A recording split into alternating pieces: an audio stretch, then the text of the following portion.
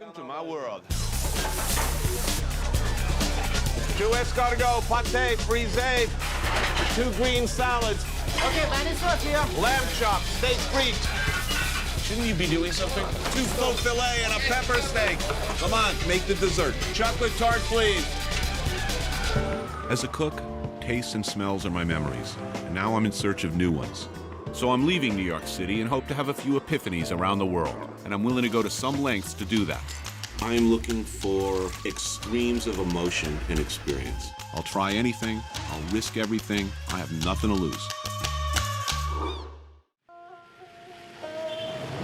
I'm starving, I could eat a snake. In fact, I could eat a palpitating snake heart. In fact, that's exactly what I'm gonna do. One continually hears about the mythological stamina-giving quality of certain foods in Vietnam, and Cobra heart is one of them. Quang Run restaurant literally translates to flavors of the forest, and you get flavors of the forest, all right. Roasted field mouse, lizard, chameleon, minced bat. What's a teal? What I'm going for is the famous live, palpitating Cobra heart. Come on, let's go. This is one of those things that you just got to do, right? I want the heart still beating, right? It's one of those cocktail party stories that's sure to turn mom green. I don't like it that the waitresses are afraid of this. I wanted Cobra heart. This was a destination for me. Cool, let's eat. Essentially, they're all too happy to bring out a squirming, hissing, menacing-looking cobra. Let's do the nasty. They don't seem to have their mise en place together. I have my mise en place together when I'm making steak frite. It seems to me, you know, when you're making a live Cobra, you know, you should have your operating stuff laid out. You know, where's the cutting board, the knife? Scissors? You notice the Band-Aid on our waiter? My Cobra handler has a large bandage on his hand, which leads me to believe that maybe he was a little sloppy with the last Cobra. So Cobra heart. They zip that guy open right in front of you. They put the beating heart right into a little dish, and it's pumping away like right out of a horror movie. Hey, come on, man. Hey, let's go. Well, it's fresh. I want it beating. Cheers, folks.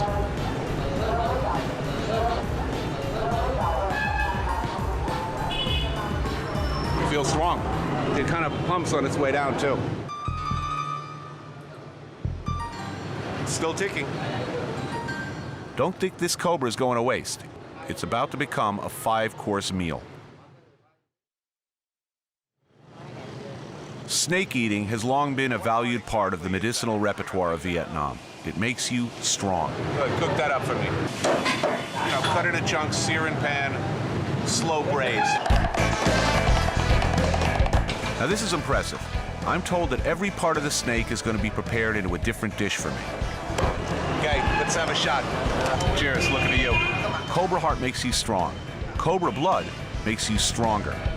It kind of tastes like a bull shot, a Bloody Mary made with beef broth. Come on, Emerald, right here. Kick this up a notch. They seem to have drained some sort of dark viscous fluid in here. It's sort of a worst case scenario. This is the bile. You know, I figure I'd be tasting plenty of that later at my hotel. It's a little bit bitter. Yeah, I don't like this that much. Now, I thought bile was a bad thing. Well, in Vietnam, it makes you strong like everything else does. Apparently, bile makes you really, really, really strong. My wife tells me I'm bilious enough. Let's eat. Bones of the... Oh, the bones. Fried Cobra bones, they're crunchy and delicious, kind of like potato chips, only sharper. It's not bad. You know, Yankee game. 7th inning stretch. I'm not crazy about the meat that much. Tastes like chicken. The skin is a little rubbery, It's like sushi. but the tripes is like eating condoms still in the packet. Not that I've done that. You can chew that all day. You're not getting anywhere with it. I swallowed it all. And of course, the obligatory Cobra soup. It looks like it's got some curry in it. It's like mulligatawny soup. It's terrific. How will I ever go back to like grilled cheese sandwich and Cheerios? What next? They brought this out very proudly. What the hell is that? An oversized tree grub squirming around in all its glory. Right. All right, he's pretty. What are we going to do with him?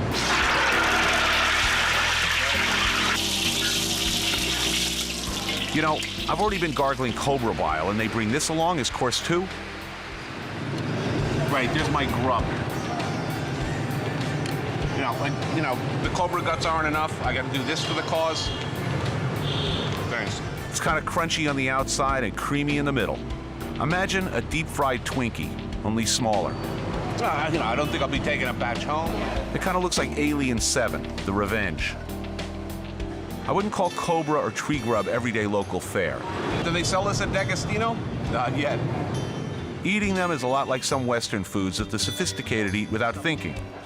Bellon oysters, caviar, foie gras. Maybe eating snakes and worms only seems more outrageous because it's a different culture. All right. There are 4 or 5 touchstones of my Asian adventures. The palpitating cobra heart is a must-do. I'm not disappointed. It's exactly as exotic an experience as I'd hoped for, even a little scarier. And strangely enough, I am feeling strong.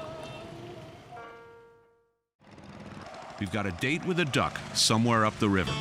No more roads from here. It's get into a long boat, putt-putt up a narrow canal, deep, deep, deep into the delta. Everything is laid out here so precise, and every little ladder, every little walkway. Very efficient, very smart. We're to be the guests of a gentleman farmer called Uncle Hai, who's going to make us a very traditional meal. Jimi Hendrix in the background. The first thing we hear is the feedback of an electric guitar, rather incongruous considering where we are. Sounded like some experimental jazz. There we are in the very simple country home of Uncle Hai and his extended family. He's got a few kids in there playing electric guitar, noodling away on an ancient Fender Mustang.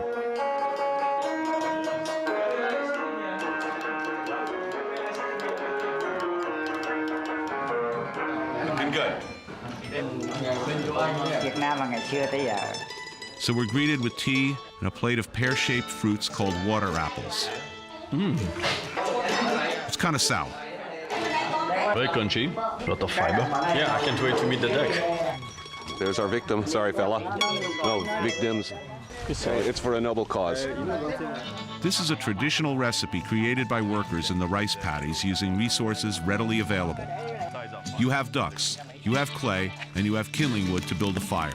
And the tradition continues. Really, as we'd say in French cooking, this is very old school. The duck is killed first, then wrapped entirely in clay, innards and all. And then it's placed on the fire. Barbecue is so, last year. This is Very, very simple food. Not a lot of technique here. It's like a beautiful family experience. There's 5 people working on this. You got the whole family involved. 5 or 6 people are working on the actual duck. So this is an event. All of the people from miles around seem to be some part of Uncle Hai's extended family. Some of them incredible faces. And incredible characters. And as we wait for our duck to cook, more of them keep arriving. Now this is grilling and chilling.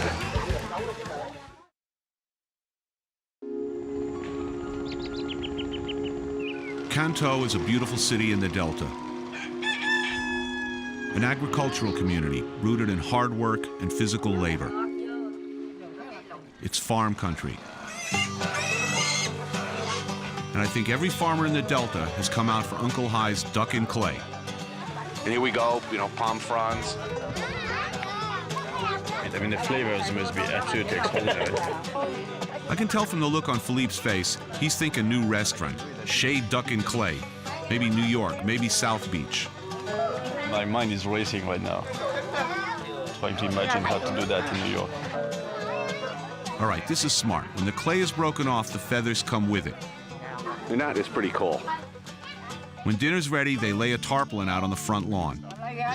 We all squat down and they bring out the duck for me to carve. All right, there's a duck here. Oh, wow, look at this. I recognize him. They will turn him over first.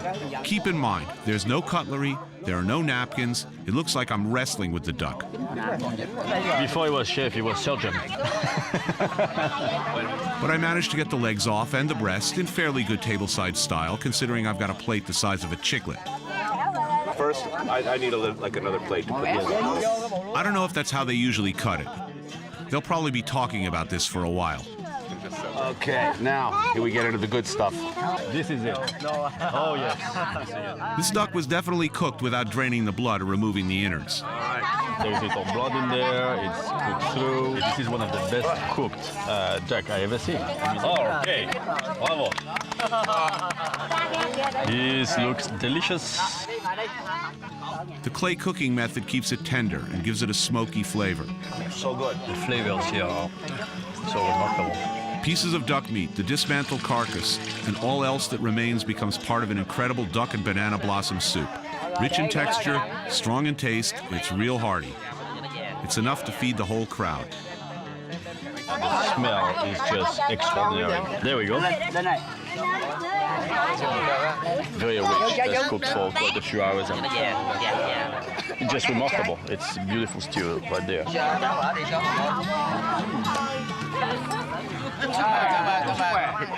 It's so good to be here. The deadly Mekong Delta Moonshine, which comes out in 2 cola bottles. This is rice whiskey, the local home brew, kind of like White Lightning. Oh, that's good. He's looking at you, man. A lot of strength there. Wow. This stuff is dangerous. There we go. Down to the stomach and going up to the head. And it's even more dangerous when you're the lone American guest of honor. You're something of an attraction. They all want to share a shot with the American. Cheers. Cheers. Calling us here. I'm honored. Some of them want to see how much the American can drink, and if he can drink as much as them. The guy who gives me the most trouble, though, is the one directly across from me, who looks as if he's 98 years old. He's blind in one eye, he has no teeth, and he can drink me under the table. This gentleman here, I like him. Okay, one more shot. So I must have had 13 or 14 of these things, and I'm dying at this point. And so is Philippe. I traveled 100 miles in about 2 seconds. It's an extraordinary experience that just gets better and better and more intoxicating as the night goes on. That's it. I've had enough. I have no question in my mind that he is the stronger man. There we go. And as it's dark, with a single light bulb, you know you're deep, deep, deep in the bush. There's a singular, riveting, beautiful moment during this whole meal. A man sings a heartbreakingly earnest song.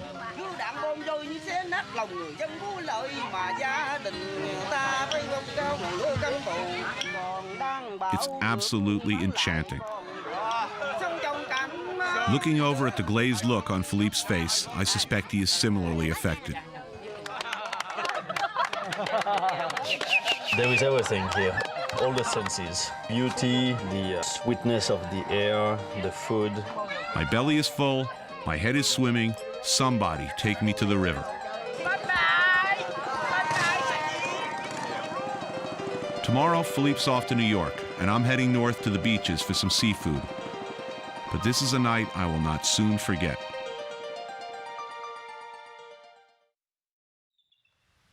I'm staying at the former summer retreat of the last Vietnamese emperor, Bao Dai.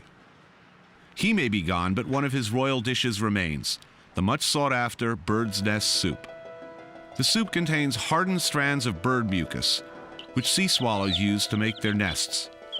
It's believed to be an elixir of youth. Choking down a bowl of mucus isn't something I'm thrilled about doing, since I still have that lobster swimming around in my stomach. You know, I'm bloated. I feel like Orson Welles, but the chef's been working on this all day. So I have to extend some professional courtesy and rise to the occasion. What was Emperor Bao Dai thinking eating this stuff? Maybe if he'd eaten more at Sizzler and less Bird's Nest, he would have would still be in power.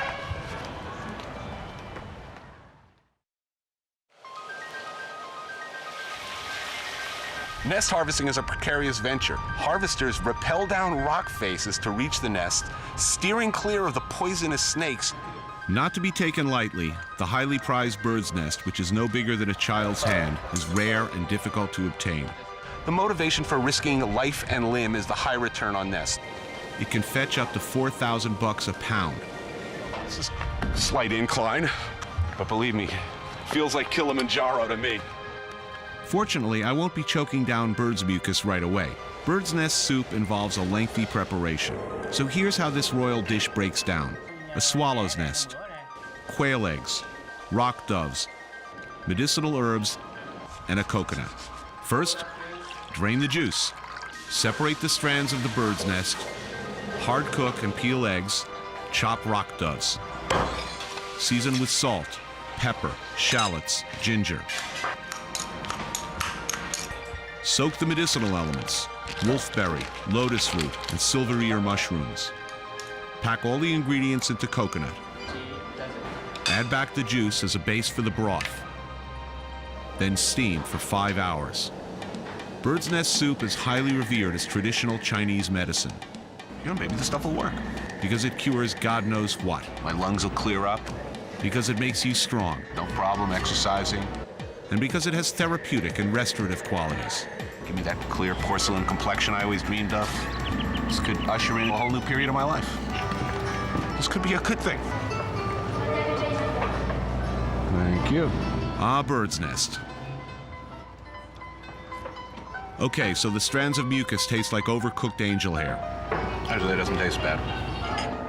And the broth is pretty good, too. Sort of sweet and sour. Okay, so far so good. It's the chunks I'm wary of. I don't want to know what that is. Please, God, let it be a chickpea.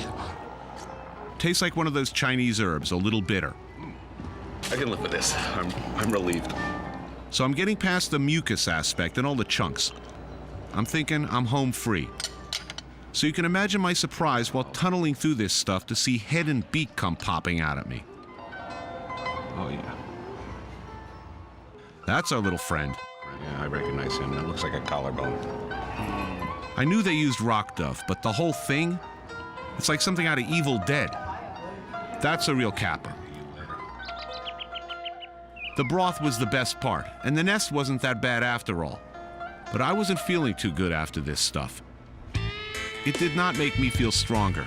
I just feel utterly horrible. How do you say bromo seltzer in Vietnamese? It made me want to die.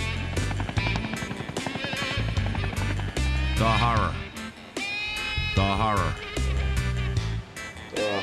Never mind my moaning. Yeah. I've been completely seduced by the Vietnamese cuisine and the life that surrounds it.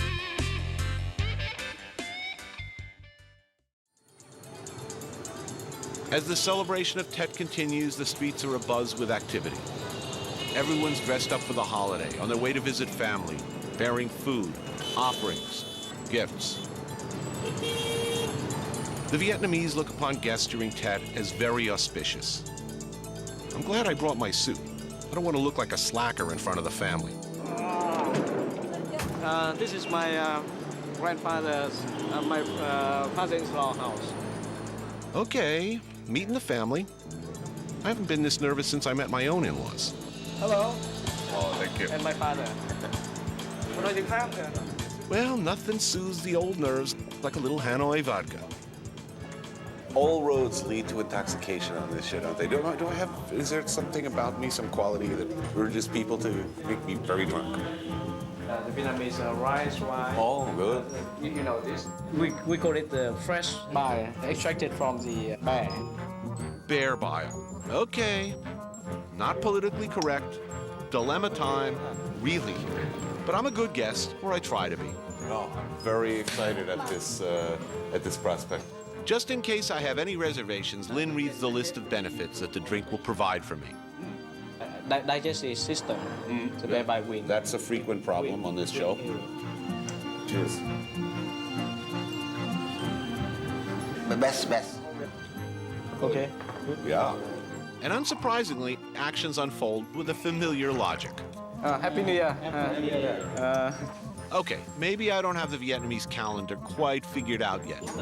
But by my calendar, we've celebrated about 4 New Years already. Oh, here we go. Oh, the reinforcements. So while we're busy laying the foundation for a night of festivity, Lynn's sisters, wife, and mother-in-law are in the kitchen preparing the meal.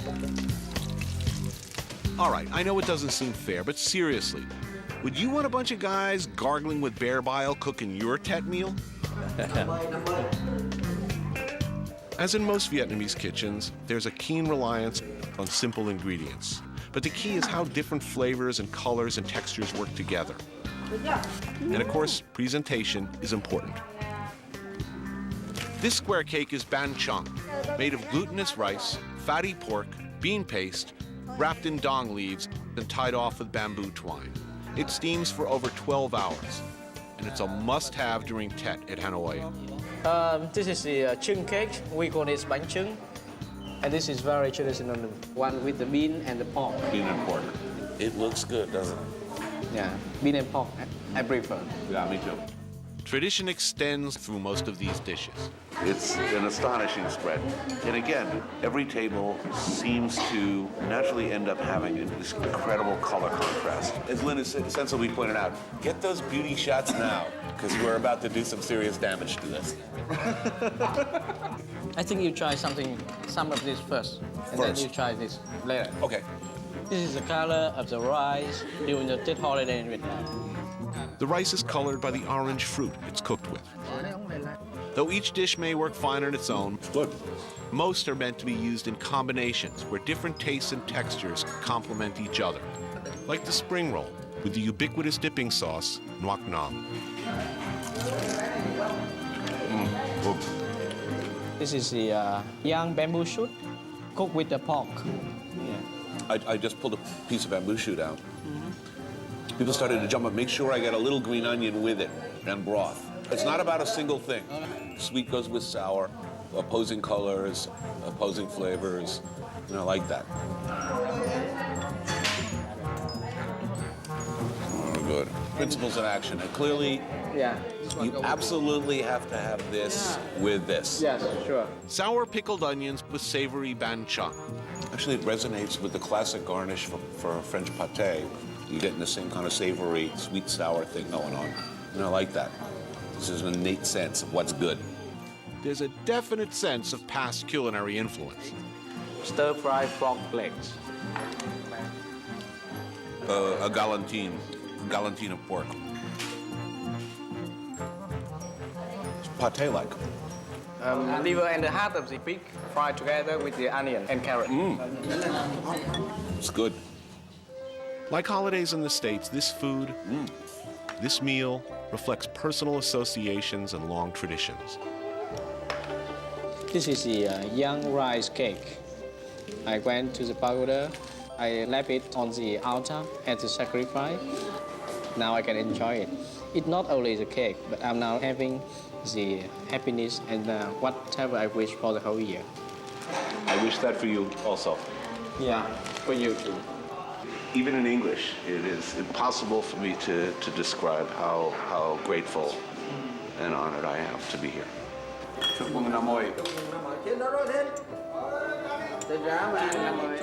There's a link, a bond between life, family, and food in this country, and I cherish the moments I have here. The celebration of Tet has come to an end in Hanoi, after which the first visitors and the first meal are regarded with great importance. So I better make a good impression on somebody, because I need some food. Luckily, Lynn has arranged for a visit to the home of Madame Tet, one of the most renowned cooks in Vietnam. Well, the best, right? I mean, she's won how many gold medals? A couple of gold medals? Yeah, she's not only good, but also the best. That's promising. Madame Tet lives in Hanoi's Old Quarter, in a typically tall, narrow, 3-story building. She works out of her open-to-the-street top-floor kitchen, making her own highly personal version of takeout. Through a low passageway, up some back stairs, minimal signage, but that's okay. Madame Tet knows that people who really love food will find her. Anthony. How do you do? Xin chào. I meet Madame Tuyet's family. Her sister and 2 daughters help out in the kitchen. A family operation, so quality control is not a problem.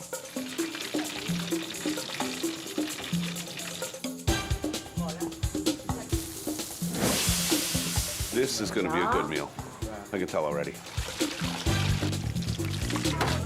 There's a vibe. There's a sense. I'm going to eat well. And here it is. Thế thôi. This is what we came for. Her famous chicken, which is splayed out on a pan, slow roasted and glazed periodically with a brown sugar and wild honey mix.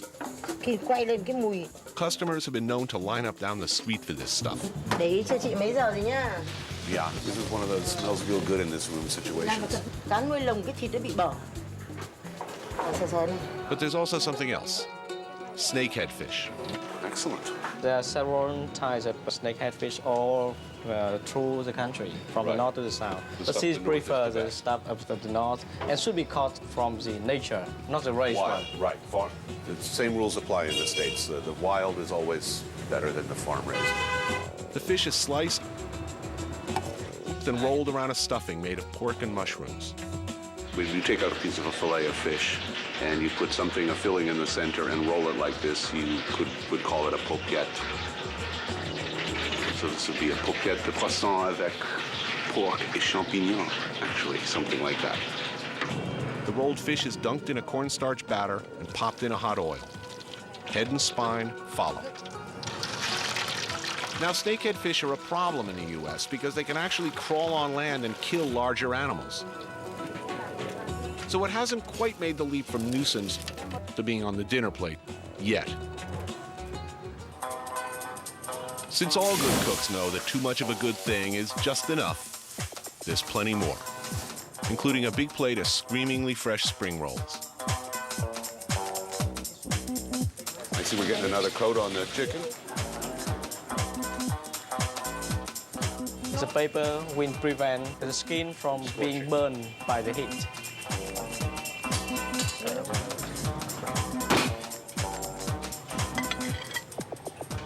So, Tony, Thank you.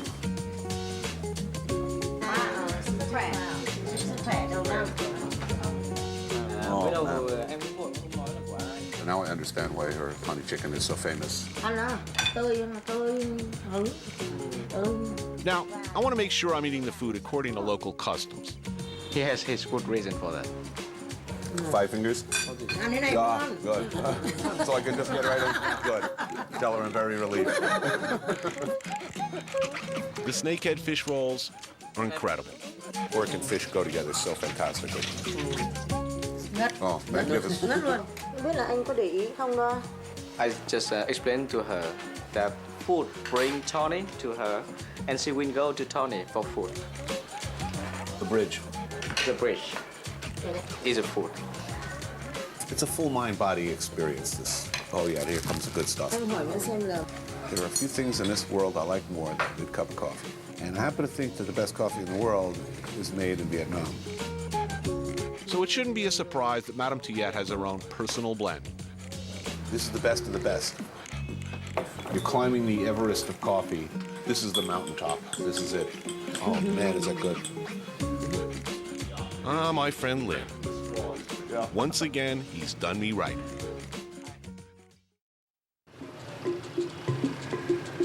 As the streets fill up again in Hanoi, Lin takes particular delight in bringing me to an out-of-the-way discovery of his. You must investigate, he likes to say, when talking about finding the good stuff.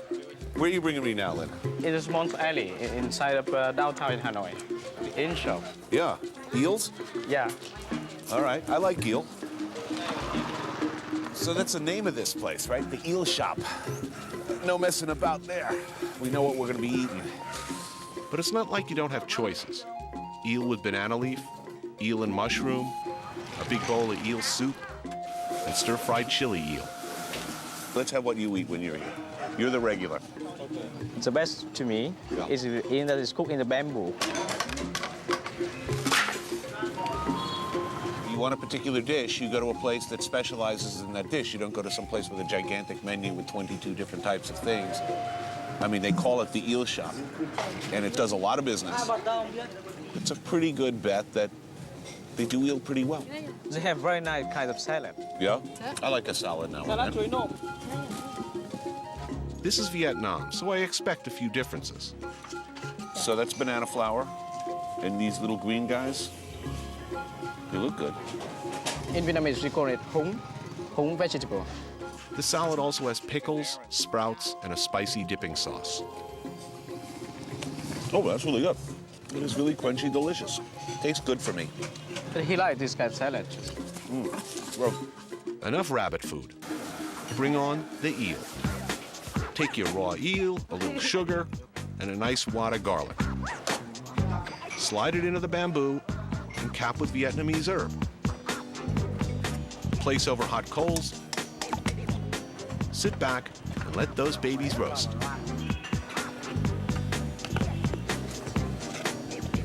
The bamboo not only flavors the eel, but also functions as a serving dish. oh, damn, that looks really good. Oh, yeah, that's some good eel. That's tasty. I see why you come here. I could get hooked on this. It's quite sweet. It's good because it's caramelized. You got that nice charcoaly caramelization flavor. The best part of the eel should be the body, not the head or the tail. Got a whole bunch of them in here. Delicious. Yeah, I got a real thing for this stuff. Oh yeah, that's some good eel. Yeah, this is fantastic. I appreciate this, Lynn. You take me to all the best places. You really do. This is really great. It's a neighborhood joint with a neighborhood around it. You're not eating in isolation. You're eating in a context of a community. That feels, I don't know, that feels really good to me. I like that. You've seen it. Can you smell it? Can you taste it? Can you see why I love it here?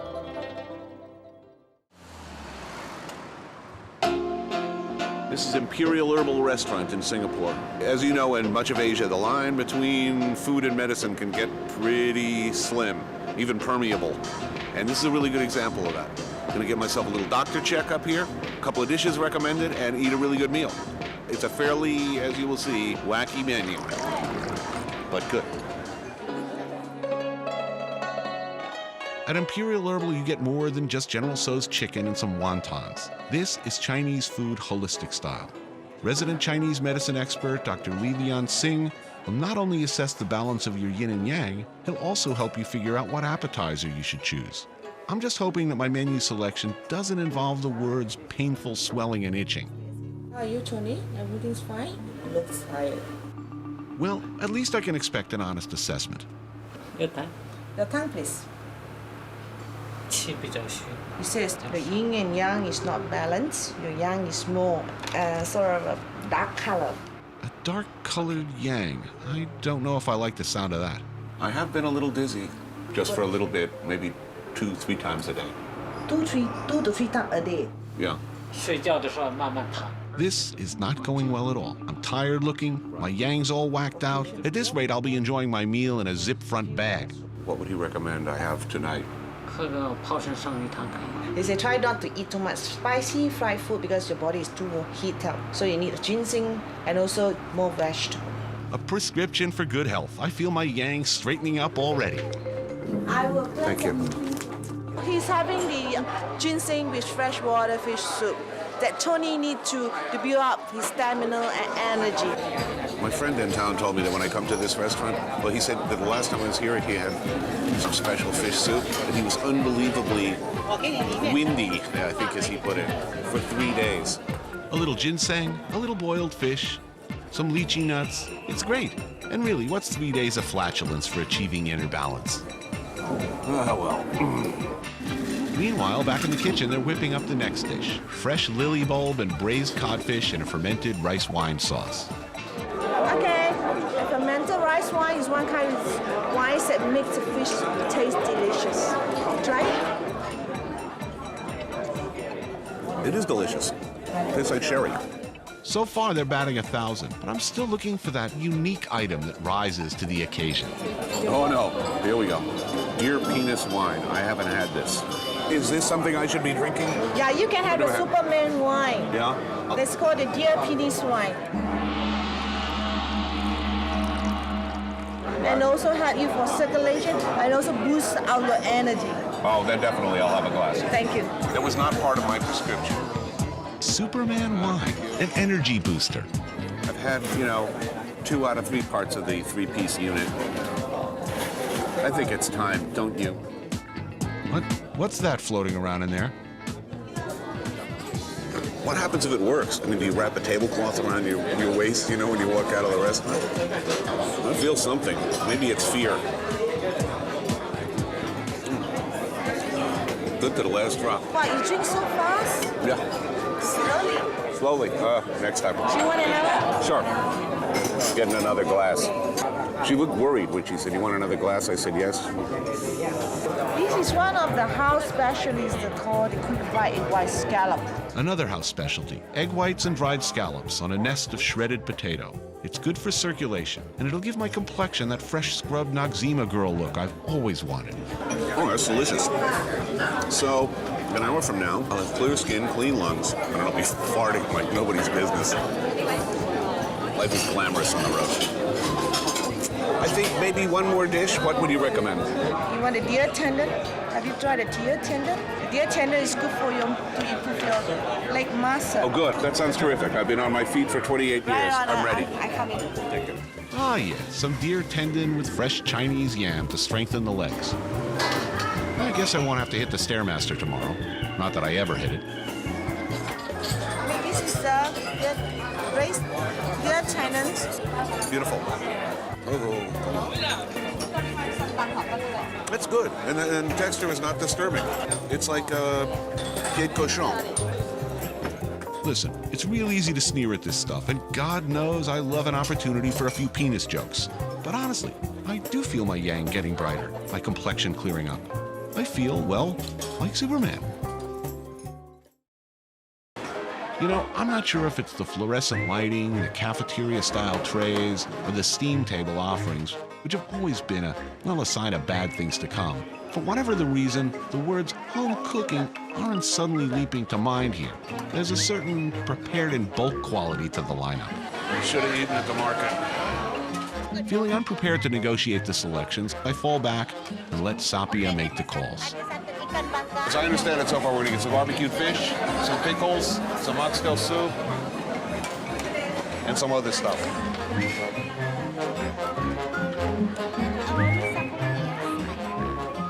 But, I might have spoken too soon.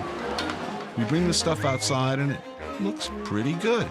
She's assembled a mammoth spread for me, consisting of barbecue fish in an onion and chili sauce, beef rendang, a Malaysian beef stew cooked with spices and coconut milk, fried saltfish, beef liver with fried chilies, oxtail soup, and stewed unripened jackfruit. Okay, so sila makan mean like bon appetit. Wow. Sila makan. Sila makan, please. The food is astonishingly good, but I think Sapi is somewhat taken aback by my Jethro Bodine-like eating technique. You use the 4 fingers together. Yeah. Go. Getting away from me. Right hand only. Yeah, right. Tuck down for lefties. My favorite so far. Love this. Delicious. And that fish is sensational too. You almost can do it, yeah? Actually, we do this in the kitchen all the time. With your food. Okay, so Sapia ran me like Prince Butterbean in the 3rd race at Belmont, but my God, did she make the call on a really fine Malaysian meal. Good meal. Worth waiting for. Well, I've hit all 3 parts of the Singapore ethnic triad and have had some really amazing food at each one. But Olango tells me that I have not experienced Singapore until I've consulted the master himself. Chef, TV food show host, and author of the definitive guide to restaurants and hawker stands in Singapore, Mr. K.F. Sito. We're stepping out with Sito to Singapore's red light district to check out his pick for the ultimate Singapore food experience, Sin Wat Eating House. First of all, what's special about this place? Okay, this technically is the most expensive restaurant in Singapore. Make no bones about it. Simply because he serves some of the freshest seafood around. And his signature is his crab bee hoon. Crab bee hoon. Crab bee hoon. which you're going to be stuffing into your face later. Right. I think that covers pretty much the whole menu. All right, so the whole menu may be a bit ambitious. The first offering of fresh steamed scallops smothered in garlic and black bean sauce definitely makes you believe anything is possible. Oh, yeah. Oh, the smell coming off of there is... Can you smell it? Yeah. Why bother with the chopstick thing? When the scallop is saying, "Ah, eat me!" That's it. Look at that. Come on. Yeah. Little sauce. Oh, man. Oh, come to mama. I think the disturbingly animal-like groans say it all. But you know what? This isn't even the tip of the iceberg. That is a beautiful thing. Oh, yes. I remember these guys. Fresh steamed gong gong. Well, it may not seem so special, but get a load of this. A honey chili dipping sauce that'll have you drooling like the proverbial Pavlovian dog.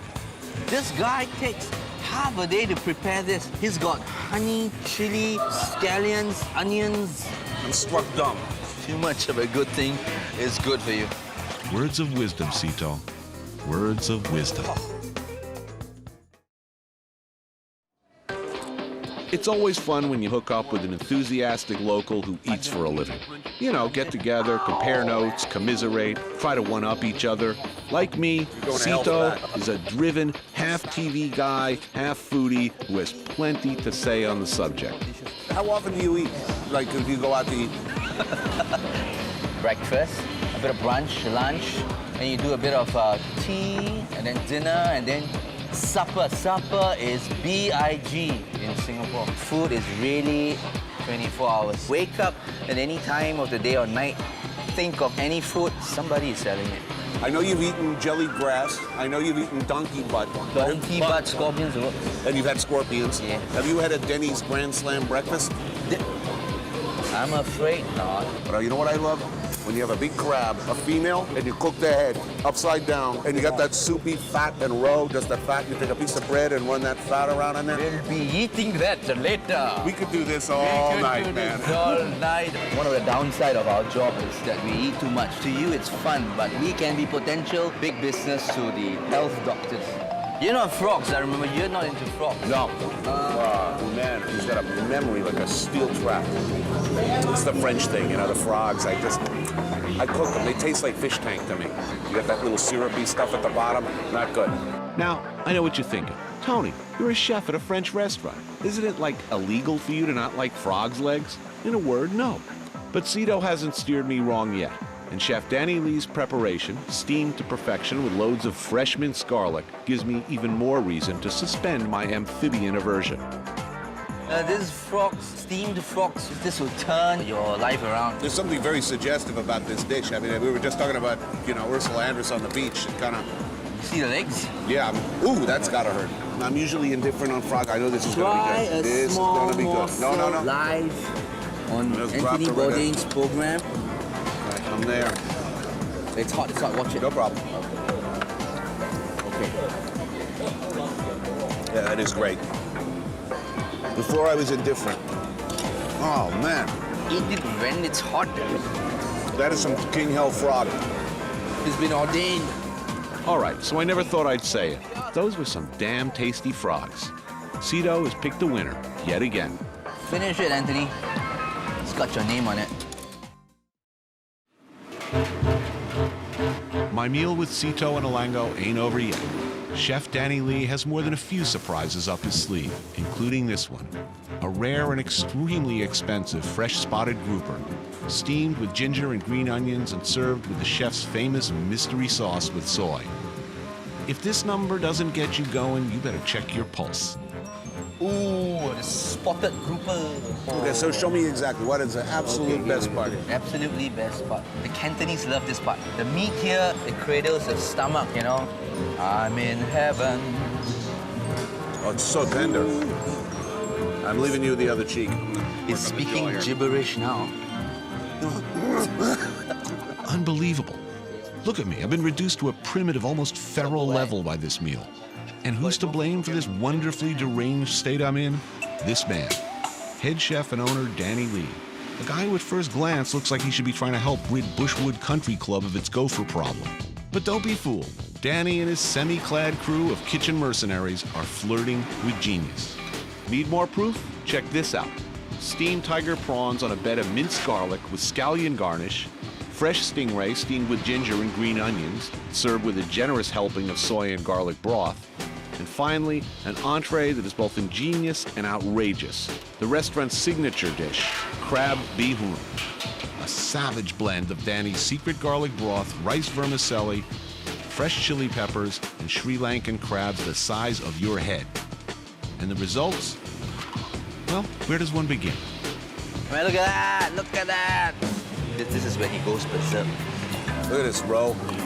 Oh, this dish is invented right here in this restaurant close to 15 years ago by Danny. Man, look at this, man. Look at this. Look. That's massive. That's a big crab. See, it's about half the size of my face. Wow. Oh. Oh, yeah, that's hardcore. Oh, I'm home, Papa. I'm home. Dunk it with a bit of chili in there. And send her home. Now, this is that part of the program where I just lapse into sort of a trance-like state. This is it. The pièce de résistance. This is the single best dish I've had. If there's nothing better than this, I'd be pretty happy with that. You speak my language, sir. We've reached the mountaintop. Touchdown has been achieved. So beneath the shiny Singapore veneer lays a really fine food town. You want it, they got it. Just leave your chewing gum at home. Hey, how you doing? Hello. Let's get lost. There are a few things as exciting as the first time you hurtle through the nighttime streets of a strange new city. And nothing delivers the sights, sounds, and smells of those streets right to the pleasure centers of the brain like a tuk-tuk. A golf cart crossbred with a rickshaw, given the noisy heart of a lawnmower, tuk-tuks have neither doors nor windows. Air conditioning is not an option. All that open air makes it the perfect vehicle to introduce you to Thailand's foodie wonderland, the city of Chiang Mai. Nice climate, food everywhere. It's really nice here. As opposed to the crowded, hectic, urban pace of Bangkok, many Thais still view Chiang Mai as their ancient northern capital, with more traditional culture and cuisine. There's a lot to love about this town. Its small size makes it a remarkably easy and fun city to get lost in. I've been walking the streets, eating street food, stall food, you know, my usual routine. And as I'm becoming more advanced in age, lazier, and more indolent, I think it's about time I eat a sit-down meal. Arun Rai, where everything is supposed to be good. Very popular restaurant, been around a long time. Oh, yeah. I'll have one of everything. There's absolutely nothing bland about northern Thai food, with its unflinching use of fiery hot chilies in just about everything you eat. A little plain rice first, as is the custom. Nam Prik, a local Chiang Mai specialty. Pulverized fried chilies, shrimp paste, tomato, and a multitude of other incendiary components. It's a little bowl of screaming hot goodness. All good. Okay, so when your tongue is burning and your head feels like it's going to explode and brain matter is going to come oozing out of your ears, you just reach to the conveniently located sticky rice, grab a hunk. Oh yeah, sweet, aromatic, cools you right down. Next up, a little mackerel. Looks like it's pan-fried. Could have been deep-fried some time ago, I might add. He's been sitting at room temp for some time. This pretty much violates everything I was taught in culinary school as far as what I should put in my mouth. But this being Thailand, those rules don't apply. Damn, that's good. That's the best thing I've had on this table so far. Yes, this was one of those, my eyes said yes, but my brain said no. Well, my eyes were right. Now, I don't really fully know what this is. It looked like a nice cooling salad, but it's got some heat. All I can tell you is that after a mouthful of this, you really need this. So, just in case there is still not enough pain and heat in your life, you can just put some of this little fish sauce pepper onto your rice. See this all over? It's kind of like the ketchup of this country. Oh, it's salty, but with the heat that will just lift you right out of your pants. Beats ketchup, believe me. I like it here. Okay, but man does not live by heat alone. So it's off into the Chiang Mai night to hunt down something sweet for dessert. Yeah, Yankees. Yankee hat. Good man. Now, this may look like a fly-by-night operation, but the Chiang Mai Night Bazaar has been flying every night, rain or shine, holidays included, for over 500 years. In all that time, the locals have been feeding everyone from Ming Dynasty trade caravans to German tour buses. And thankfully, they still haven't gotten around to translating most of the signs. I mean, I have absolutely no idea what a single word, anything on any of these signs, but it looks good. People are eating. It's gotta be good, right? Come on, let's eat. I'm so dazzled by all this food, I almost forgot that I just ate, and that I came here to get something from the dessert department. Bananas or plantains? Thank you. Okay, now this looks like dessert. Sweet, the perfect dessert. Wow, those little packets, I wanna know what's inside. It tastes like olives and fish. I don't think I like it. No, it's coming on now. I definitely don't like it. But hey, could be worse. Come on. Okay, much worse. People who've read my book, Kitchen Confidential, the riveting rip the lid off the restaurant business expose that had the whole nation rocking with laughter and afraid to eat fish on Monday, might remember what I had to say about mussels. Even I have my limits. Yeah, that's definitely where I draw the line. Bright, shiny dessert things. Ooh, that looks good. And those unearthly colors. The best banana roti? We'll see about that. I've only had one dessert so far, and this looks pretty promising. Like a banana egg crepe with condensed milk and sugar on top. Delicious. Nothing like an independently owned and operated fast food outlet. Hey, it's my favorite soap opera on the TV. Everyday life whizzing by me in the background. This is a way to live.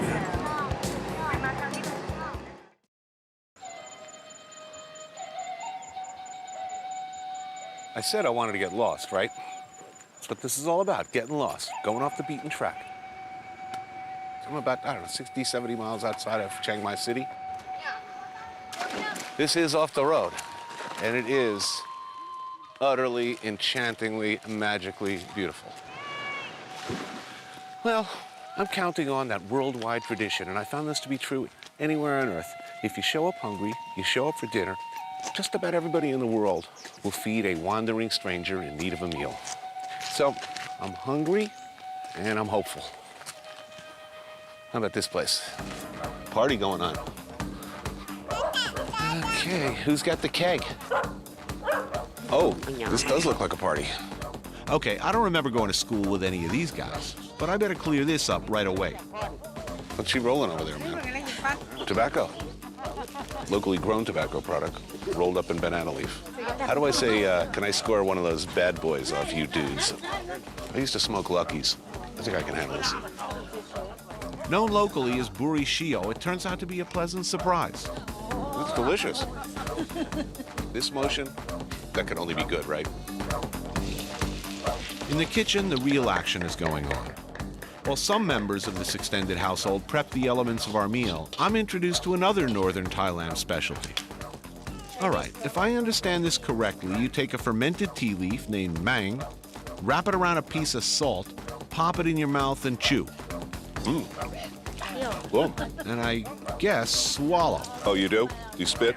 Okay, next time I'll get the whole story first. I basically do the equivalent of swallowing my chewing tobacco already. Clearly, a decision was made at this time to keep me away from the kitchen for the greater good of the community. I mean, how come no one else has heard about this ancient tradition? Honoring uninvited dinner guests by making formal introductions to farm animals and pets? My dog. See, I'm nice to dogs, in spite of all the mean stuff I say. Oh. At this point, we head inside as final preparations are underway for a traditional Kantok dinner. The Kantok dinner is usually characterized as sitting on floor mats around low circular tables with sticky rice serving as the only utensil. Our dinner features a variety of water buffalo dishes, including spicy buffalo tartare with tripes mixed in. In addition to the other cooked buffalo dishes, there are salads, dips, chicken soup and vegetables, the exotic-looking fruit named the mangosteen, which is of course in no way related to the mango, and a sentimental favorite of mine, fried pork rinds. Fried pork rinds, good in any language. You know, everyone has an opinion about what goes best with everything. Wild thyme. Thyme goes best with a cooked buffalo. Oh, that's good. Aroy, aroy. That's good. This gentleman made that buffalo. It's good. Okay, so all from one animal. Sliced cooked buffalo. These are essentially the same. This is like buffalo tartare, different spices, and that's cooked. I wonder if the after-dinner chew will ever replace the digestif. That translates to, who is this joker who just wandered in here and why did we feed him? I think you'll have to admit that no officially sanctioned Taste of Thailand extravaganza will ever give you an experience like this.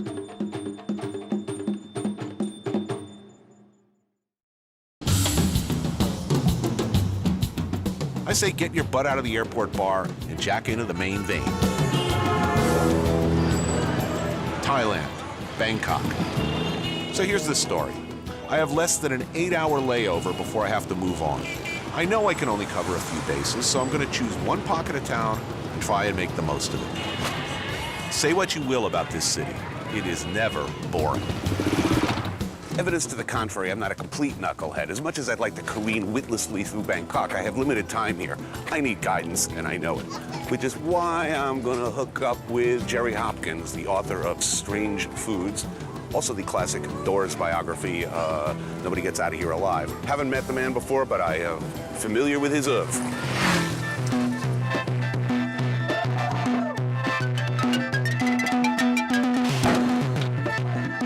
Jerry Hopkins, who's been living in Bangkok for the past 9 years, wrote the book on edible exotica, Strange Foods.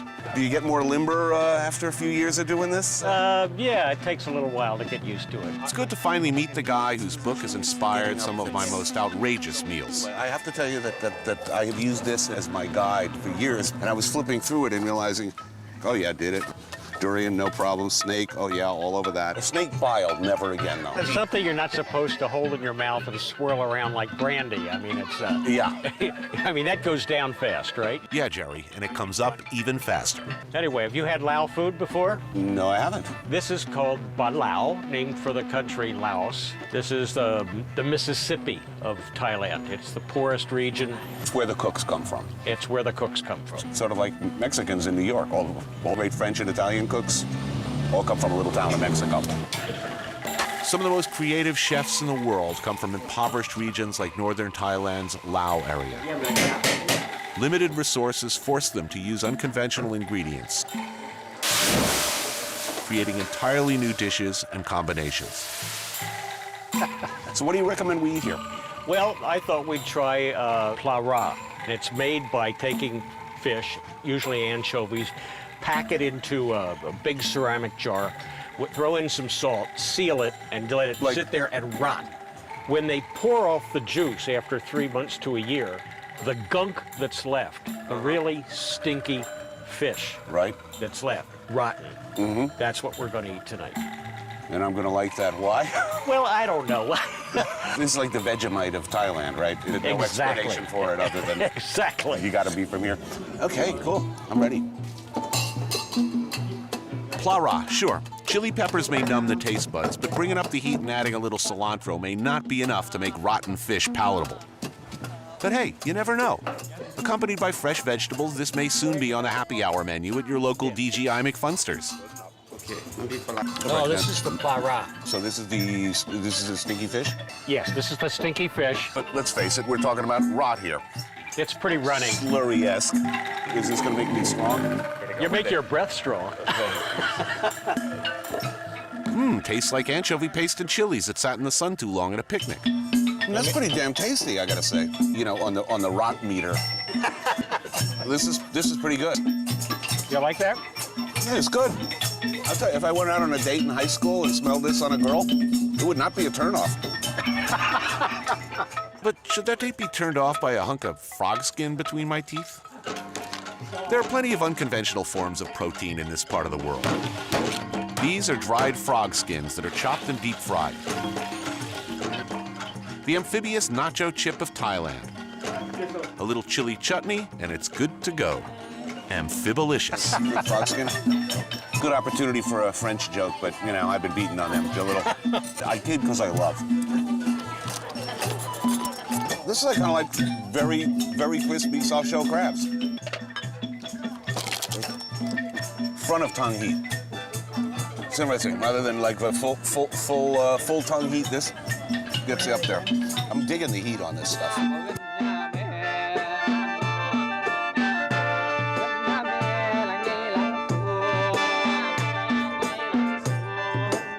This is just the start of my evening, and I'm already starting to fill up. I know intellectually that like I've got a lot of other meals for this show to eat already, but that I tell myself every time I'm gonna sit down and I'm just gonna eat a little bit of that, you know, fake it. But the problem is, I can't, you know, I've worked in this business for 28 years. I would stand in that kitchen and watch plates coming back from the dining room, and I want to see how much people ate. First of all, it's good. Yeah. Second of all, I'm conscious of the fact that, hey, you know, nice people went to a lot of trouble here. Give it a fair crack. Plus, that's some damn fine frog skin. Like that. Jerry's a good connection. He's given me the heads up on a few other places I gotta check out tonight. So we're already veering delightfully and dangerously off course. I'd say this portends well for the evening.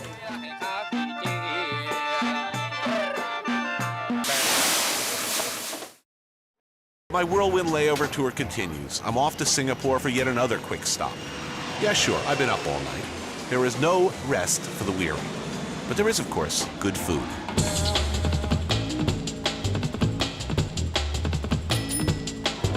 I'm hooking up with my book editor, Alango, for dinner in Singapore's Little India.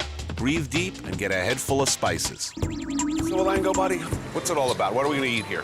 We're going to have the best dish you're going to get for the day. It's called the fish head curry. There's a large Indian population in Singapore, and this is where they come for a taste of the ancestral root. Banana Leaf Apollo restaurant. We're here. We're hungry. And we want fish head. Oh, thank you. We know what we're having. We want a medium fish head curry. I once made the mistake of telling Alango that I love spicy food. Do you want a medium fish head curry? That sounds good to me. Now I pay the price.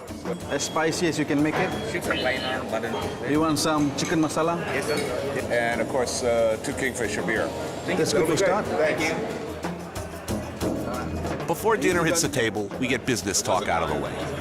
So, how am I selling in Singapore? I think you're going to be number 1, man. I need something new. Alango has a truly frightening concept, a new plan to promote my career. A Cook's Tour, the saffron-colored years, the soundtrack to our lives, including such timeless favorites as Rockin' Desert Love Song, Entrails Make Cool Hand Puppets, and Riding the Thunder Bucket. I think you'll find this collection a very special addition to your home music library. Includes the breakout hit that is number 1 across Europe. Pay with credit card and receive a free 9-piece knife set while supplies last. Offer not available in stores. Anthony Bourdain, you are king. I think the spices are cooking Alango's brain. I hope he can manage ordering dinner.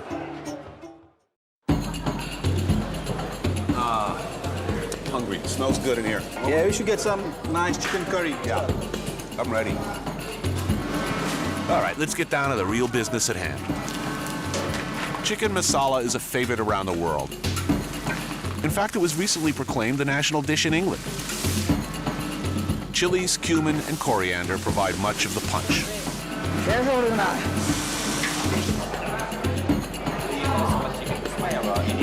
Rice. Oh, lovely. This kind of rice goes very well with masalas. I still got to get a grip on this eat with your fingers thing. I'm gonna just grab a hunk off of this. What do I do now? There's a hot sauce on there. I'll burn my sensitive, you know, my hands used to be tough when I, you know, worked for a living. But now, they're all soft and girly. You just dig right in. Take a small bowl. Yep, doing good. That's it. Show off. It just goes against my Western concepts of going through a whole meal feeling, you know, rice stuck to your fingers. This is Banana Leaf's specialty. Fish head simmered in a fiery curry broth. This is the kind of heat that takes the enamel right off your teeth. That's gorgeous. I think this is a garupa. It's a very popular fish for fish head curry. I'm dipping. Oh. That's sensational. Fish, curry, spices. One is not outweighing the other. It's right there. It's got a little heat. I can't feel my tongue. Okay, let's root around here for the cheek. As I've said tiresomely again and again, the most flavorful parts and interesting textures are found in the head. Oh, it's so tender. The eye is, of course, a delicacy. Okay, just squeeze that hard outer shell out. You swallow that, or you... The whole thing, eat it up. All right, little rice. A little ocular ball of goodness. So good. You're gonna see it Tastes so spicy. It is spicy. You can feel the spiciness. Yeah. All right, I'm gonna have to try this, right? Yep. We should probably order another beer first. And now for the real test, the lime pickle. Pickle. Easily the hottest thing on the table. It's good just by itself. Burn down the house. On a scale of 1 to 10, if I had to rate the curry on a spiciness, right, I would say 1. And I'd say you're full of number 2. Very softly spicy. It didn't set my mouth on fire, but it does have a slow, cumulative effect. My nose is running. I'm dribbling rice everywhere. I need a moment of privacy. Oh. 2 more kingfishers, my good man. Very pleased to meet you. Nice to meet you. Anthony Bourdain. I'm fortunate enough during this visit to Tsukiji to accompany Mr. Tagawa, the chef owner of Karaku restaurant in Ginza district. I have my appropriate footwear, of course, right here. This is sort of like Joe DiMaggio or Lou Gehrig showing you around Yankee Stadium. From the point that it practically leaps out of the sea to the point where I pop it in my mouth, Mr. Tagawa will be by my side. Prepare to lose your mind. Just lift off. Your head will just unscrew and bounce off the ceiling.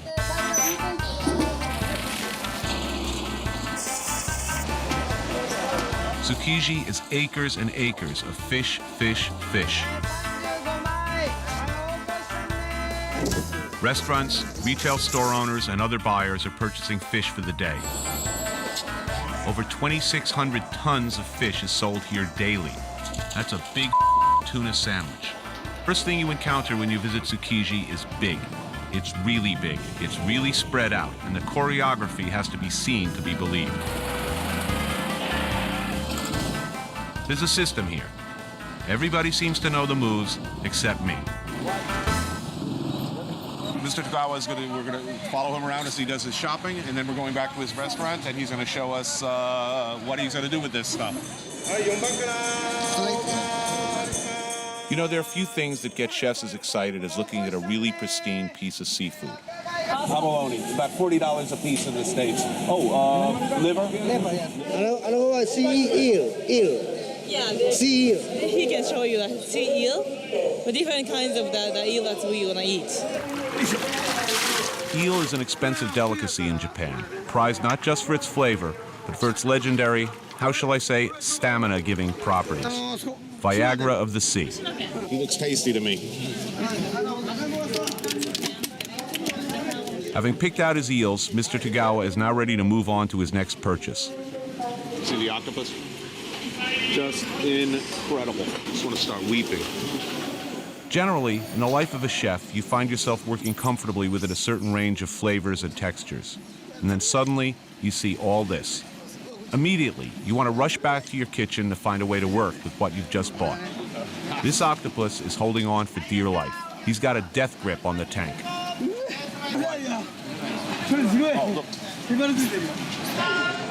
As excited as I am, the Japanese who live here seem just as excited.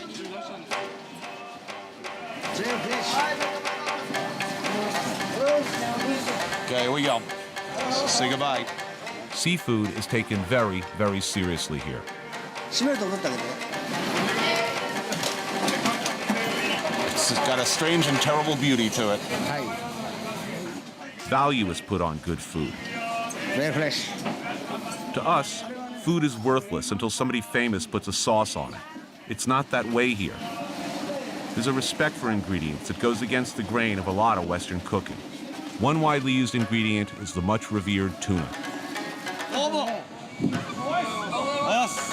So what are we looking for here? What is Mr. Tagawa looking for? It's explained this is the fattiest part, the most valued part. We call it toro. It's gorgeous. Big difference, toro and everything else. It's the equivalent of a beautifully marbled steak. Fat is good. And the rippling of fat through the meat is what distinguishes that belly meat from the rest of the tuna.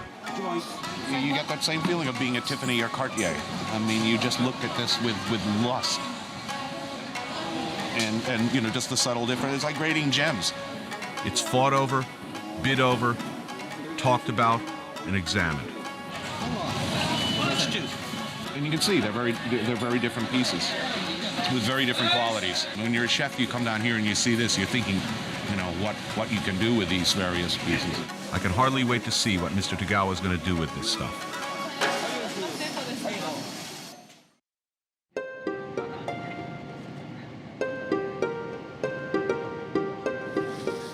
You know, what's a bit in Apocalypse Now? You know, I love the smell of napalm in the morning. I love the smell of fish and soy and rice wine in the morning. It smells like victory.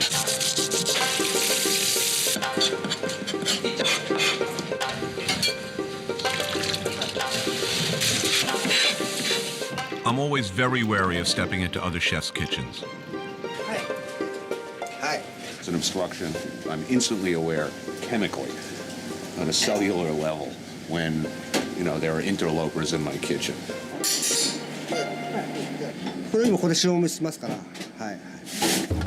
Despite his resistance, the octopus still ends up in Mr. Tagawa's kitchen. At least he can take solace in the fact that ending your life here is a great honor. I have some Portuguese friends who would just go insane over this. And some Italians. Now they're going to put salt. Salt is rubbed into the octopus to bring out the excess moisture as well as add flavor. There's so many good things you can do with this. I mean, I'm thinking you can grill it, you know, make a salad of it grilled, you can make a salad of it, you know, slowly stewed. I understand that Mr. Tagawa is using his octopus for a special appetizer. Tenderizing.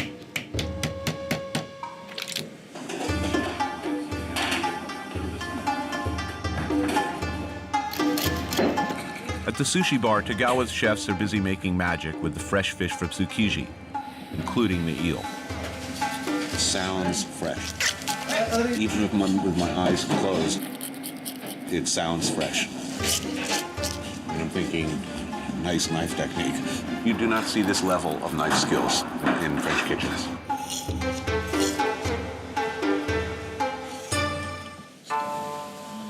Despite the dazzling knife work, this eel is not ready to eat yet.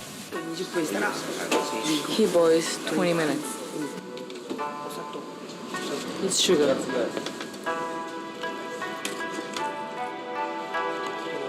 A lot of sugar. And then soy sauce. And just sake, the rice wine. Mr. Tagawa begins working with the best of the good stuff. Otoro. This is the piece that we saw him pick out of the market. And he's breaking it into components. The boss always takes a proprietary interest in not only the most expensive stuff, but also the stuff that gives him the most pleasure. At first you tell yourself, well, it's because I don't trust anyone else to handle something this beautiful and this expensive. And then you realize, you know, I'm doing it because I like it. Mr. Tagawa now divides the tuna into smaller pieces for sushi. The lesser grade fish goes into a marinade, and the really good stuff gets put aside for immediate use in its pristine, fresh form. I'm experiencing a pleasurable form of dementia. Look at that, that's sex, man.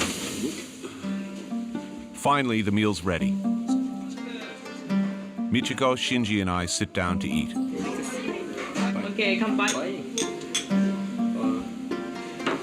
Octopus. Our appetizer is slowly simmered octopus. It's very tender and served with just a dash of sweet plum sauce. The skin is melting. Spectacular. As we're eating the appetizer, Mr. Tagawa himself is preparing our main dish. Pieces of uncooked fish, vinegared rice, and fresh wasabi are molded smoothly together. While this is the most commonly known form of sushi, in the exacting standards of the Atami tradition, it takes a lifetime to master the economy and grace of movement necessary to make an artful presentation. An elite sushi chef like Mr. Tagawa trains for more than 12 years. Oh, man. I was going to say that I'm ready to die right now, but no, I'll be ready to die after this. do we have here? Flounder. Flounder, yes.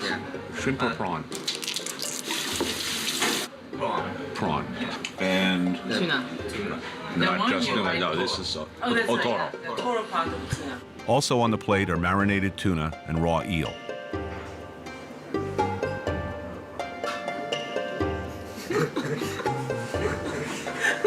I can just explain, you know? How can I explain? Oh wow. Okay, this I know what that is. That's the sea eel. You know, you're struck dumb. I mean, it's almost you're cheapening the thing by talking about it. Hi, domo. Here's the master. So I have a glazed expression on my face. It's a pure pleasure. Thank you very much. Now, would you like to do the apprenticeship here? 3 years. Oh, I wouldn't do that. Long time. While I was refusing Mr. Tagawa's generous offer, he still had one very important lesson on the menu. I'm ready to die now. I will have led a full and rich and satisfied life at this point. Kind of cucumber. Japanese people consider the sake as a sacred man. So pouring the sake shows like his affection, his friendship, you know, his like a hospitality. Hi. It's very important in the Japanese culture. And also you pour it back. It's your turn to pour it back. Thank you. Thank you very much. The religious analogy keeps coming up. There's something church-like, at least for me. Thank you. There's a sense of solemnity here. There's no nonsense. There's no distraction. Nothing fake about it. Church of food. I mean, it's the only church I know. Yes, arigatou gozaimasu. Very cold, iced sake. Oishii. You get that ice cream headache sort of thing. And you feel it on your tongue first, and then it works its way up into your brain. Thinking for one of the most incredible dining experiences of my life. I will be always grateful. Me too. Leaving Mr. Tagawa's restaurant, I'm feeling that my New York fast food, fast-paced culture has missed the boat.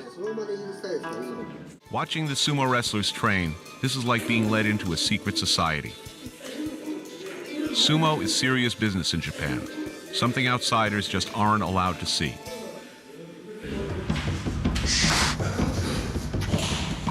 They're not kidding in there.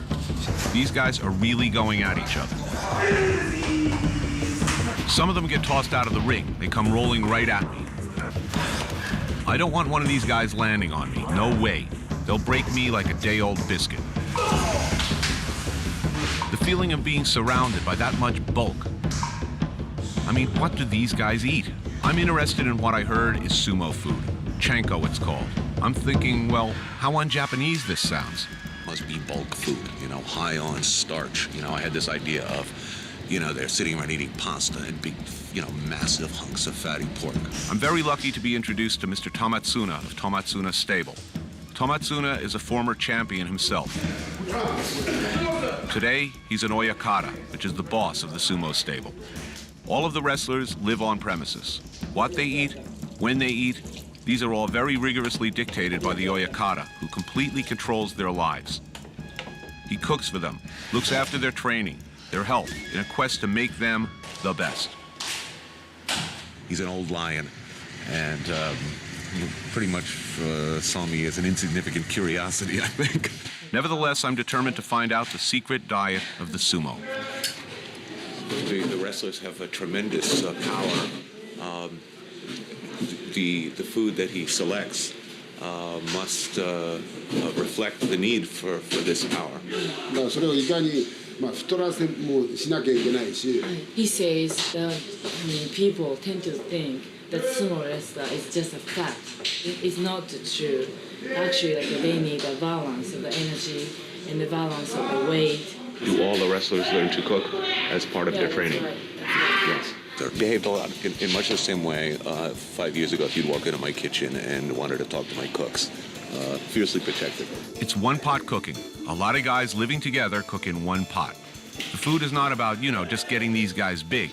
We're not here building blubber. It's clearly wrong in this. He's looking for a balance of, protein and, bodybuilding food. Unfortunately, that's all I'm able to find out at this kitchen anyway. It's going to take a trip to a Chanko restaurant to experience the sumo diet firsthand.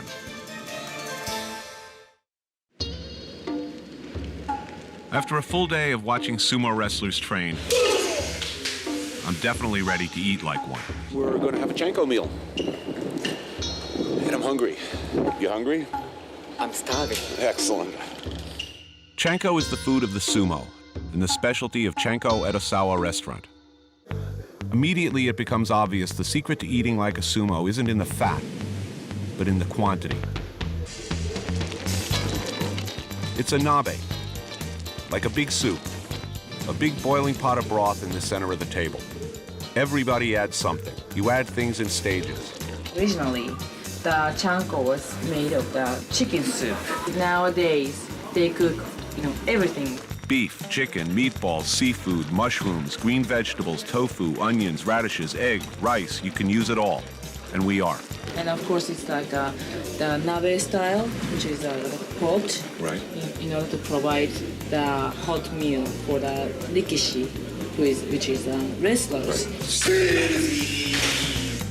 So you can see the taste of the soup is changing. Yes. Gradually. I really had no idea what to expect.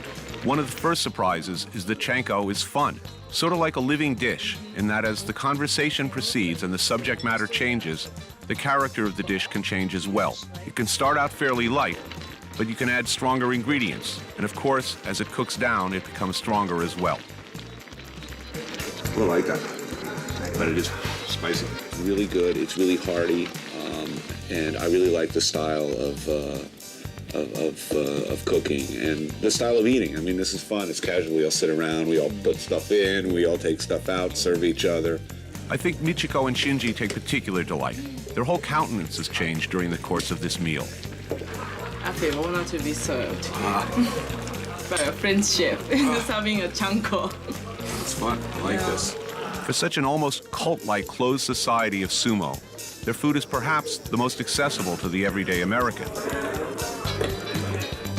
I mean, I can see Chanko taking off in the United States.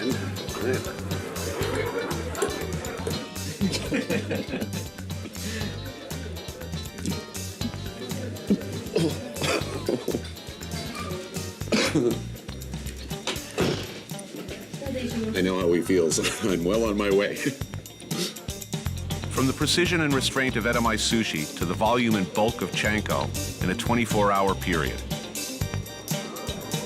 Eating my way around the world, it would be intimidating, I think, if it just wasn't so exciting. I think it's going to take about a week to walk off this meal.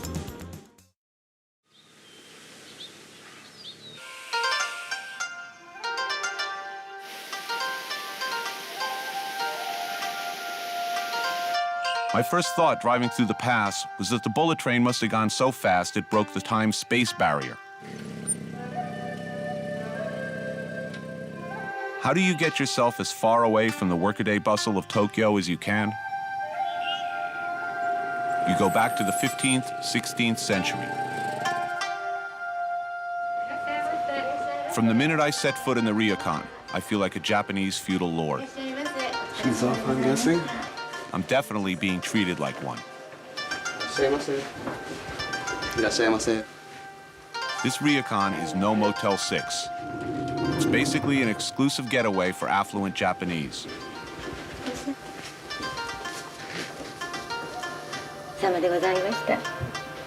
With humility befitting a Japanese emperor, I'm served a small snack, a candy date,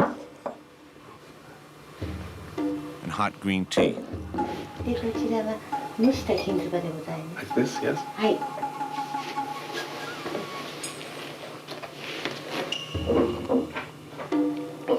Good. We are living large, man. This is, I'm reliving every Kurosawa film I've ever seen right now. It's a very cinematic experience, particularly if you're a samurai buff like I am. You really feel like you're in another time completely. You might as well be in 16th century Japan.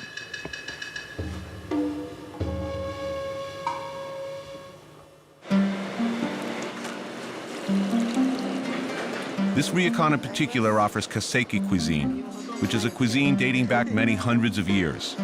It is viewed by most as the most refined style of Japanese cuisine. It grew up around the tea ceremony, which is incredibly elaborate and seen as the apex of grace and sophistication. Using almost exclusively ingredients from the local hills and water, the kitchen staff has been busy for hours. Everything has to be immaculately cleaned and prepared long before any cooking begins.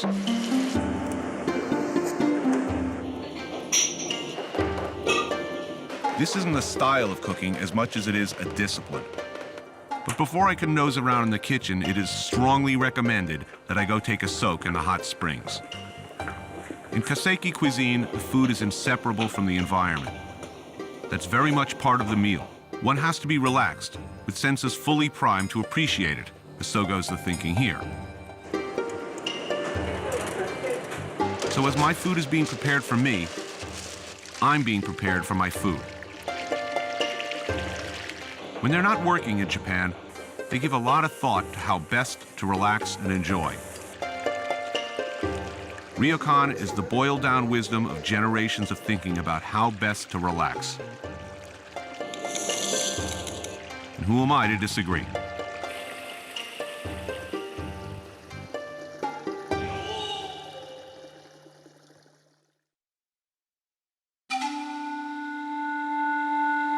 When evening comes, a zen-like stillness settles over the whole mountain.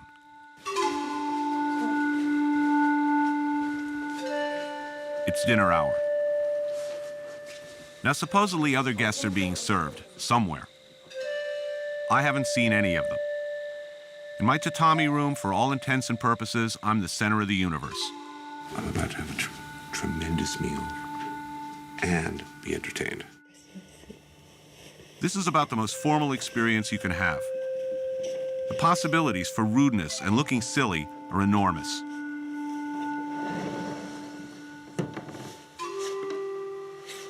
Most of us are reasonably familiar with a formal meal.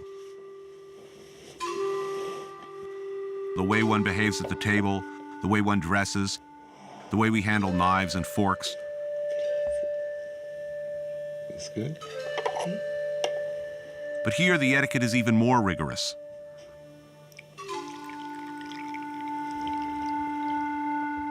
So, you know, for a clumsy New Yorker, completely ignorant, it can be pretty damn intimidating.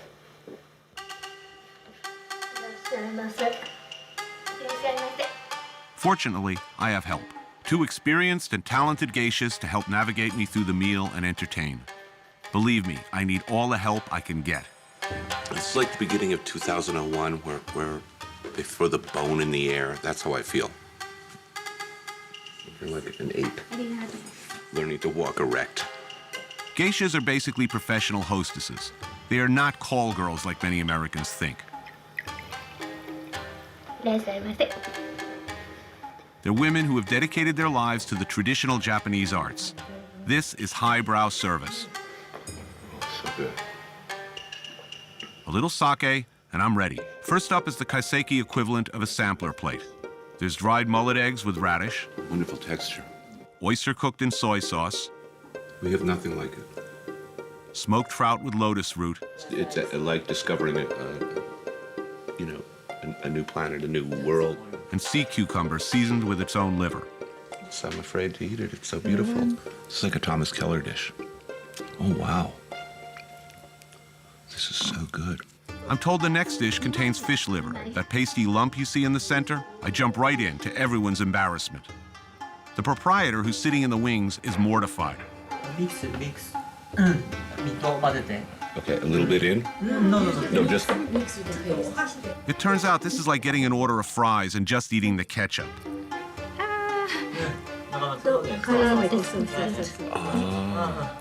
You're supposed to dip the fish fillets into the liver. Okay.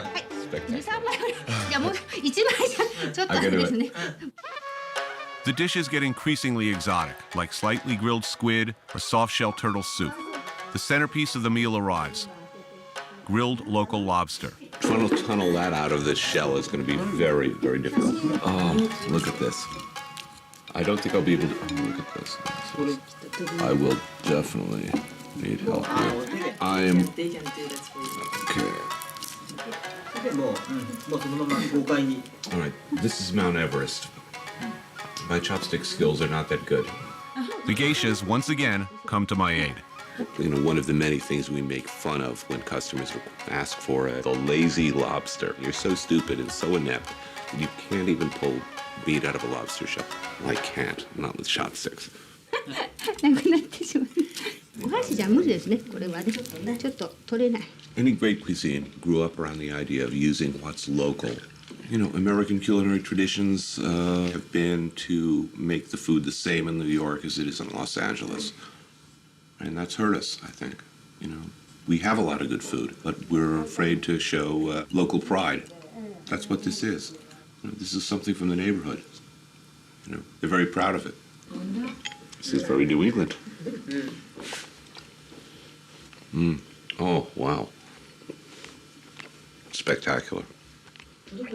As I finish off my meal with a soup of fresh local mushrooms and miso broth, the geishas treat me to a private musical performance.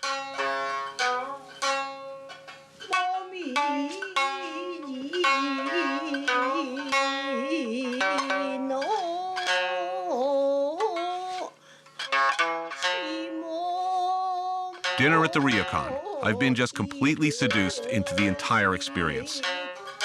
Another couple of days in this place, and I'd start spouting New Age psychobabble and talk about sitting on top of a mountain contemplating a tangerine for the rest of my life.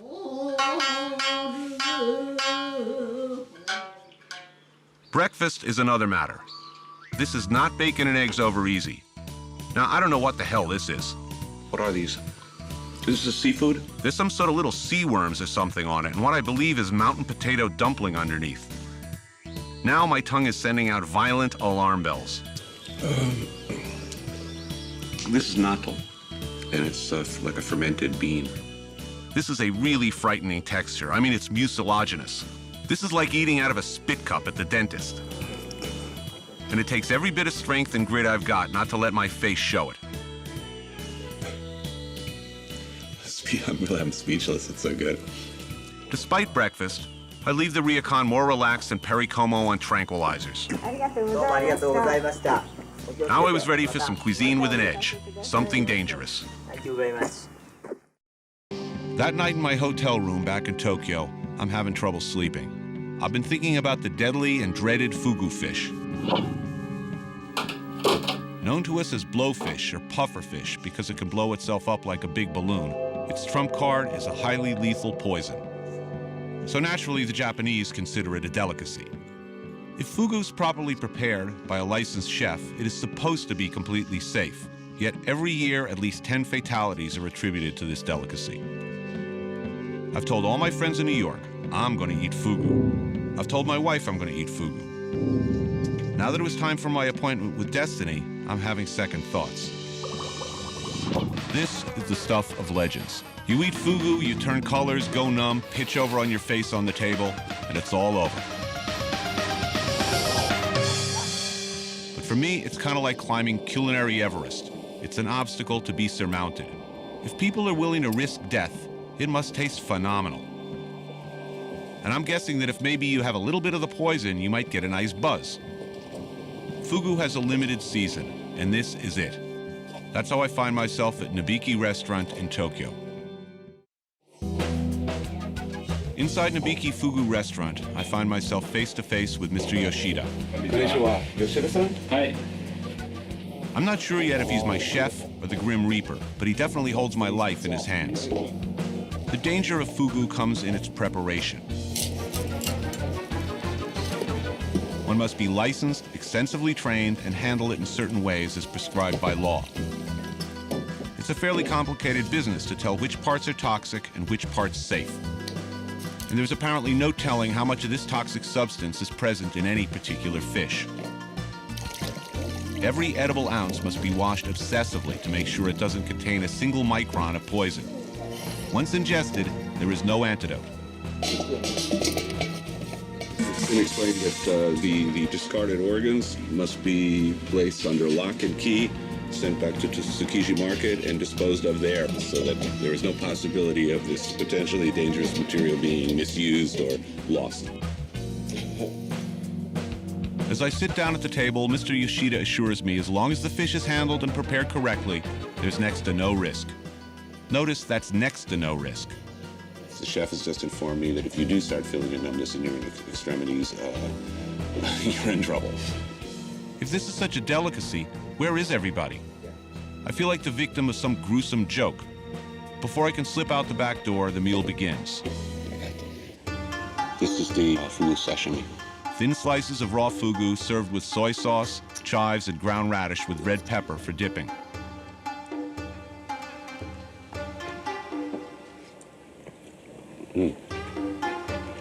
This is really good. I could do this. Next up is fugu, nabe style. A simmering soup of fugu, tofu, mushrooms, and cabbage made in a pot right at your table. It's wonderful. It's very subtle. I finish off the meal with batter-fried fugu, not unlike Arthur Treacher, or fish and chips.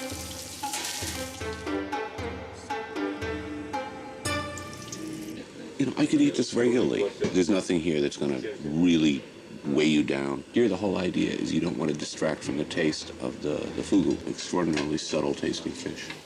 Okay, so fugu actually tastes rather bland. I guess the thrill of eating fugu is all in the risk. I mean, this is a great cocktail party story. Yeah, I ate the poisonous blowfish and I survived. So I was a little disappointed. I was kind of looking for a buzz, frankly, and maybe a little numbness around the lips. Once again, I've been laboring under many misconceptions. You know, a fugu story, I guess it's the Japanese version of the urban legend. You know, people talk about it in New York as if it were something very different than what it is. Like with most things in Japan, the terror factor is really overrated. I mean, yeah, the cuisine of Japan is different. There's no two ways about it. But food's like art. I mean, just because we're not Italian, it doesn't mean we can't appreciate Michelangelo. It's the same thing with food. Yet another in one of many remarkable experiences in this incredible town.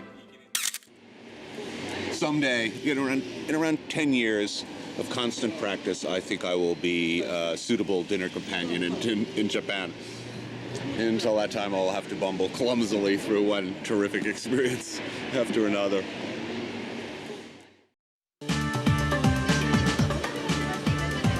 When one thinks of Japan, one thinks of formality. You know, proper etiquette. But actually, just beneath the surface is a great casualness and ease. You can just slink down these back alleys, just follow your nose and find a great meal. The scent of yakitori fills the air. Yakitori refers to simple, grilled, skewered items, kind of snack-like, like a shish kebab. The distinctive flavor comes from a marinade made of sugar, soy sauce, and mirin, a sweet rice wine. There are whole neighborhoods here filled with yakitori joint after yakitori joint. The entire neighborhood smells of yakitori. You know when you're getting close. Generally, the places that serve yakitori are fairly informal. Very popular with, and catering largely to, business people who've just gotten off work and want to grab a few beers or some sake. We're at a businessman's yakitori joint.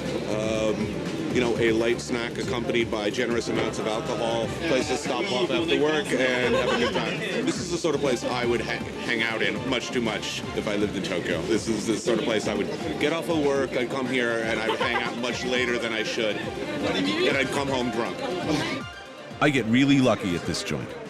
I sit down, and almost immediately, a large table of Japanese business people sit down, start drinking, pull my table over, and start buying rounds. Food tastes better in a comfortable environment. This is perfect. They start ordering up, it seems, everything on the menu. I feel right at home right away. 24 hours ago in Pailin, I was greeted with steely stares and cold shoulders. Now I'm embraced. I'm just another salaryman out for a good time. This is like elbow cartilage from the chicken, and it doesn't sound good, frightening to the Western mind. I've been told ahead of time that this is something I should have, so not scared.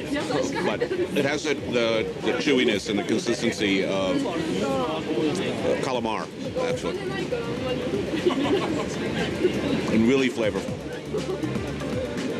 crunchy. This is like a meatball, but chicken. Ground chicken, it's a specialty of the house, I understand. This is, kind of like a big Italian meal. Same thing. Everybody's sitting around talking and drinking and eating. Controlled chaos. Sake pouring is yet another little thing I had to learn. Somebody pours you sake, you pour it back for them. This can lead to a breaking of social barriers, good conversation, I will try that.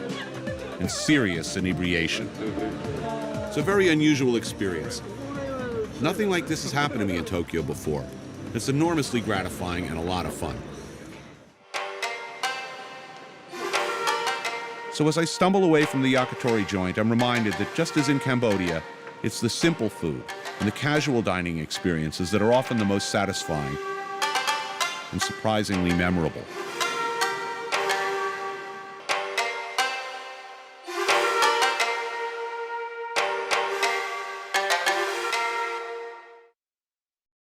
Cambodia. This is where madmen, missionaries, relief workers, journalists, and backpackers and Westerners come to behave badly. Going to buy some crunchy, tasty breakfast, maybe a little fruit, pick up a little picnic lunch, and then go discharge some heavy weaponry. First, a haircut. Last night I was at the appropriately named Heart of Darkness bar, and I was told by a local expatriate who'd been here for some time the 4 rules of survival in Cambodia. 1, always wear a condom. 2, don't drink the water. 3, throw out your anti-malaria pills. 4, for God's sake, stay away from the durian fruit. Stay away from it. That's all I needed to hear. Big Chanko's back, and he's got a kicky new summer do. I'm ready. I can appear in public in Cambodia. Let's eat. Let's go eat some crunchy bugs and little birdies and have some fruit, maybe kill something.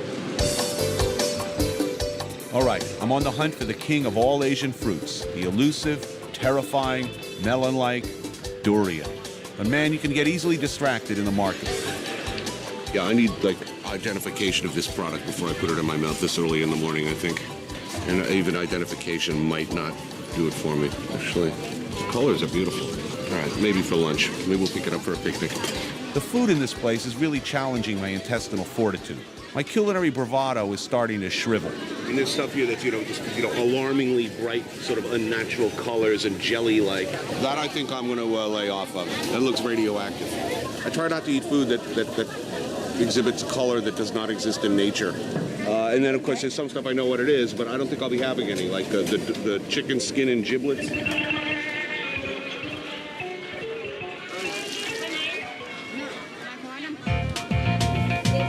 I see something I'm curious about, though, that I might go for breakfast. All right, here we go. Crickets. Well, let me get one. Let's get 5. Head first or tail first? Anyway. Oh, there we go. Could use a beer with them. Kind of a cross between French fries and beef jerky. All right, enough distractions. Back to the mission at hand. I want durian, must have durian, need durian, have to get some durian. Where's the durian? I should be able to smell it. I know it's around here somewhere. Oh yeah, baby, the terrifying durian. Do they have to sell you a whole one, I'm guessing?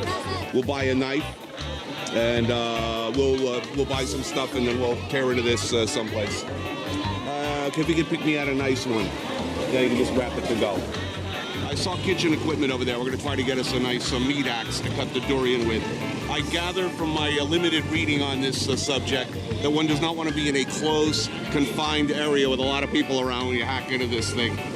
This dirty diaper-smelling fruit can weigh up to 12 pounds. Now that's a load. Okay, we got our cutlery.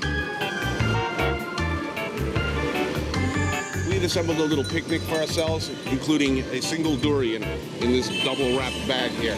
The elephants, upon smelling durian, might charge and choose to stomp on me. This costs $10 US, $8 US, which is a lot for a piece of fruit anywhere in the world. So people really like this. I mean, this is hugely popular all over Asia. but it's a love-hate thing because it stinks to high heaven, but apparently it's absolutely wonderful and addictive. And I mean, I've heard about it, in the States, people talking about it, as an experience that they keep coming back to. It's a message board online. People are like, how do I score durian in the United States? How do I get durian to the United States? So this is it. The inside of the durian has 5 compartments containing the edible custardy pulp. Almost looks like a lobe of foie gras, doesn't it? Scary looking, huh? It's almost smoky. It's actually really good. This is really good. It stinks to high heaven. It doesn't taste like it smells. It's actually subtle, kind of fruity, but the smell is very much part of the experience. Rich as all hell. I mean, you need, bring your friends to this experience. If you have any friends left after you've transported it, they're not going to love you for that. Now, as I understand it, one buys one of these little swallows, cups it in one's hands, and then releases it with a wish. And presumably, in return for your kindness, an act of mercy, you will be granted this wish. Here we go. I'm making a wish. I hope that the smell of durian leaves me soon.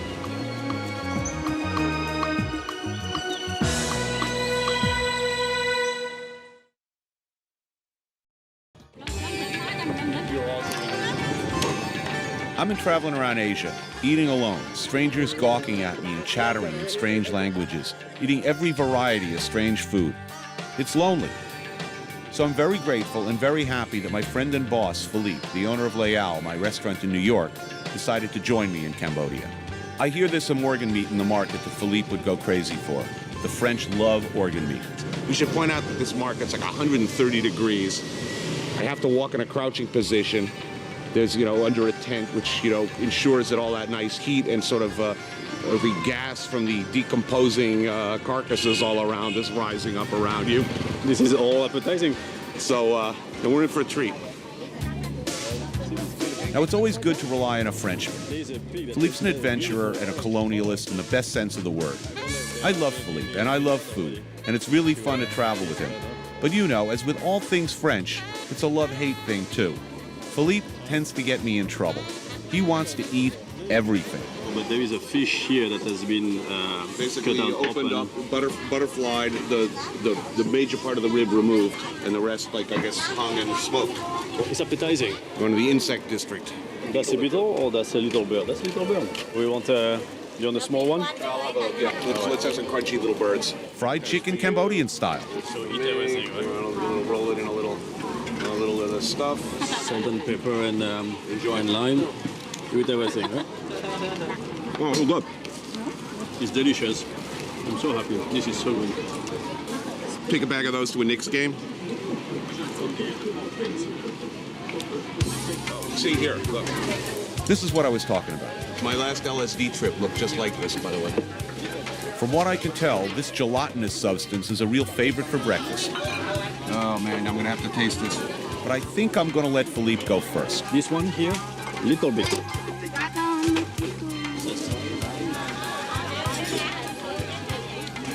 Not much.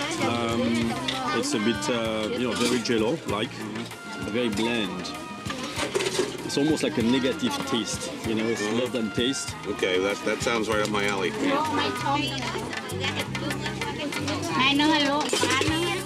It tastes like tea. It tastes like jelly green tea. Let's blow up. Excellent. We're Thank making you very a lot much. of friends here. We're headed to the tripe section. Philippe saw some really nasty bits of pig guts that, he's French. Oh, Need thank I you. say more? I'll take this as a compliment. So this is mixed tripe, I guess, right? Okay, like this? Yes? Big buckets of steaming, nasty-looking tripe. I make tripe very well in the classic French manner, but I don't particularly like it. I think it smells like wet dog. So this particular tripe, I don't even know what animal it's from, and it's in a big nasty smelling heap with tongues mixed in there somewhere. Well, this is caviar to Philippe. He's got to have this. Lemongrass tripe. Oh, yes. See? I'm convinced that he's poisoning me at this moment. I'm wondering why he hates me, why he's doing this to me. Exactly what it is. But the French, they're a mystery. Remember, they like Jerry Lewis over there, too. I'm thinking, run away, and Philippe is like, eat more tripe, eat more bugs, let's try that. I'm like, get me back to the hotel, I want a grilled cheese sandwich. I finally dragged Philippe away from the claustrophobia of the market and the organ beats. I'm in need of some open space. We're going out to a floating village. As I understand it, it's a fishing village. It's a reasonably self-contained community. As far as what to expect, once again, we'll know till we get there. But it's apparently an entire floating community. I mean by that their houses float, their livestock pens float. They operate floating fish farms, floating restaurants, floating businesses. Their entire lives, their entire communities are waterborne and move from place to place as situation requires. Philippe once again decides that he's going to risk life and limb, my life and limb, for emotional reasons and for an adventure. He's not content to eat in a restaurant. He wants to eat local food. And he sees a woman cooking food for her family. You know, it's all rice with whatever she's preparing, you know, it's all fish concoction or... And says, oh, let's eat what she's eating. I think she's very surprised to have us come along. And we're very aware of the fact that she very likely has little food. So all we want is a little taste to see what she's doing. So what is it then? Pork, fish, garlic, and fish paste. Nice save, Philippe. Outstanding. Chose the right place, Philippe. I think they're selling ballpark francs over there at the other junction. And all she's doing is stir-frying a mixture of pork and fish, served with rice and a little green onion. But it smells so good. Sugar? Some sugar. Some sort of sugar syrup. Right, like a pure sugar cane syrup. Pay attention, though, to how hot that wok is, how controlled the heat is, how well she manipulates the flame and the pot and the wood to apply heat, to cook this very simple but very nutritious meal. This woman is very kind and very generous, and I think curious and maybe a little awed at the strange freakazoids who want to have a little taste of her food. Oh, look at this. My God, thank you so much. I couldn't. Look at this. You first, you sniff this meal out. Ah, little pepper. Oh, yeah. Let me roast it a little first. Yes, like this. Yes. Okay. Smells delicious.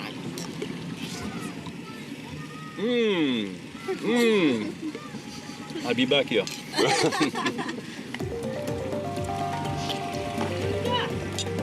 Oh, this is good.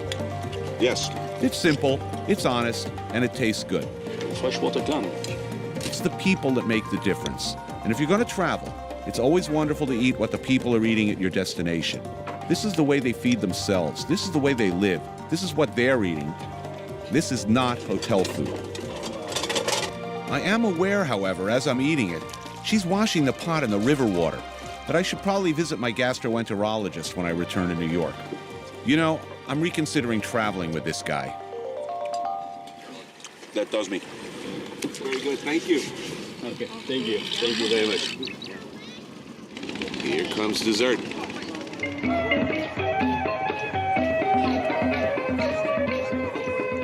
It's like bananas flambé. I mean, it's basically all dessert. It looks sweet to me. There's a little floating dessert boat that pops up alongside. I guess they see us from a little downriver and come sailing up with some caramelized bananas and fresh fruit and sweets. So it's only fruits, right? It smells so good. That is mango. Pickled mango. Okay. So we start with this here? Yeah. That's great. Spectacular. This is good. So if you're really curious about a country, eat how everyday people eat. And this is how everyday people eat in this village. Sometimes you find satisfying meals in the strangest places. It was good. I just violated absolutely every Lonely Planet traveler's guide there is and loved it. Let's see, unripened fruit, fecal coliform bacteria. And that's why I love Philippe, and why I hate Philippe. He's so happy. Oh, sole mio. He inspires both the best and the worst in me. So this was something I'm glad I didn't miss. Hookworm and liver fluke, add that to the Lonely Planet violations today.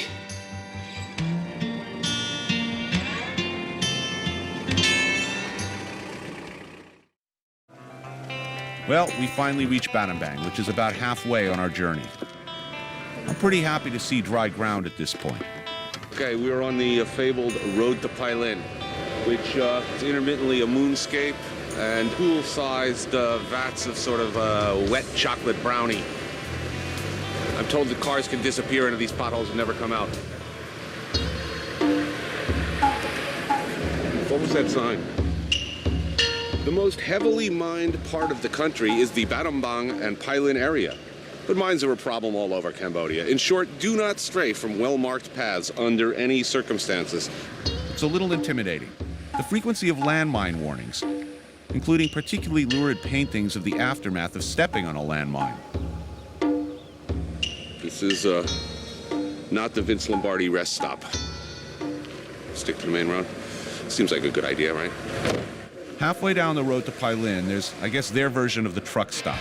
A bunch of locals sitting around watching Thai kickboxing, which is very popular in these parts, apparently. And it seems like a hospitable enough little place to tuck into some lunch. I'm having a hearty bowl of som lam, a traditional Cambodian one-dish meal. A little chopped pork, fresh lemongrass, chicken broth, and some homemade rice noodles. A little green onion garnish, and voila, lunch is served. Bowl of noodles and pork. A splash of chili sauce and a squeeze of lime, and I'm good to go.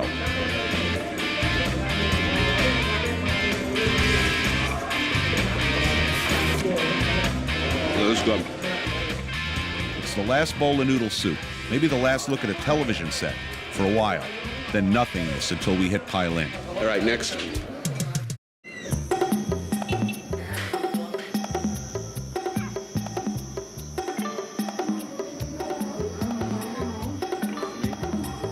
Here we are, lost in Margaritaville. Apparently, our dreams of a destination resort, a dirt track, go-karts, swinging casinos, Siegfried and Roy, have been dashed. So it looks like I'll be eating Thai food and watching, God help me, Cop and a Half with Burt Reynolds on the tube here during my meal. Ray Sharkey's in this too. This is like both the good guy and the bad guy in this film have like freakishly bad toupees. I mean, you know, I'm ashamed of being a junkie in my past, but you know, I don't have that under my belt. Okay, it's not the Cambodian Las Vegas I'd been promised, but seeing as though we're on the Thai border, the food should be pretty interesting.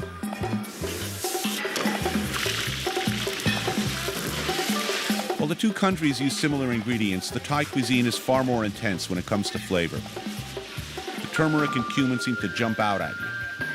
I'm having spicy Thai chicken, curry, ground peanuts, a little salt and sugar, and scallions. All stir-fried together.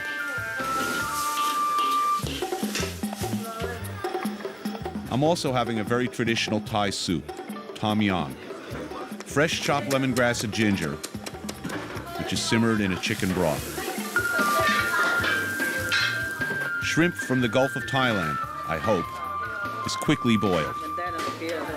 Coconut milk is added. And the soup is finished with chili oil and fish sauce. While both Cambodian and Thai cuisine have a really nice balance of sweet, sour, salty, and bitter, it's the Thai food that brings the heat. The chili really lifts it.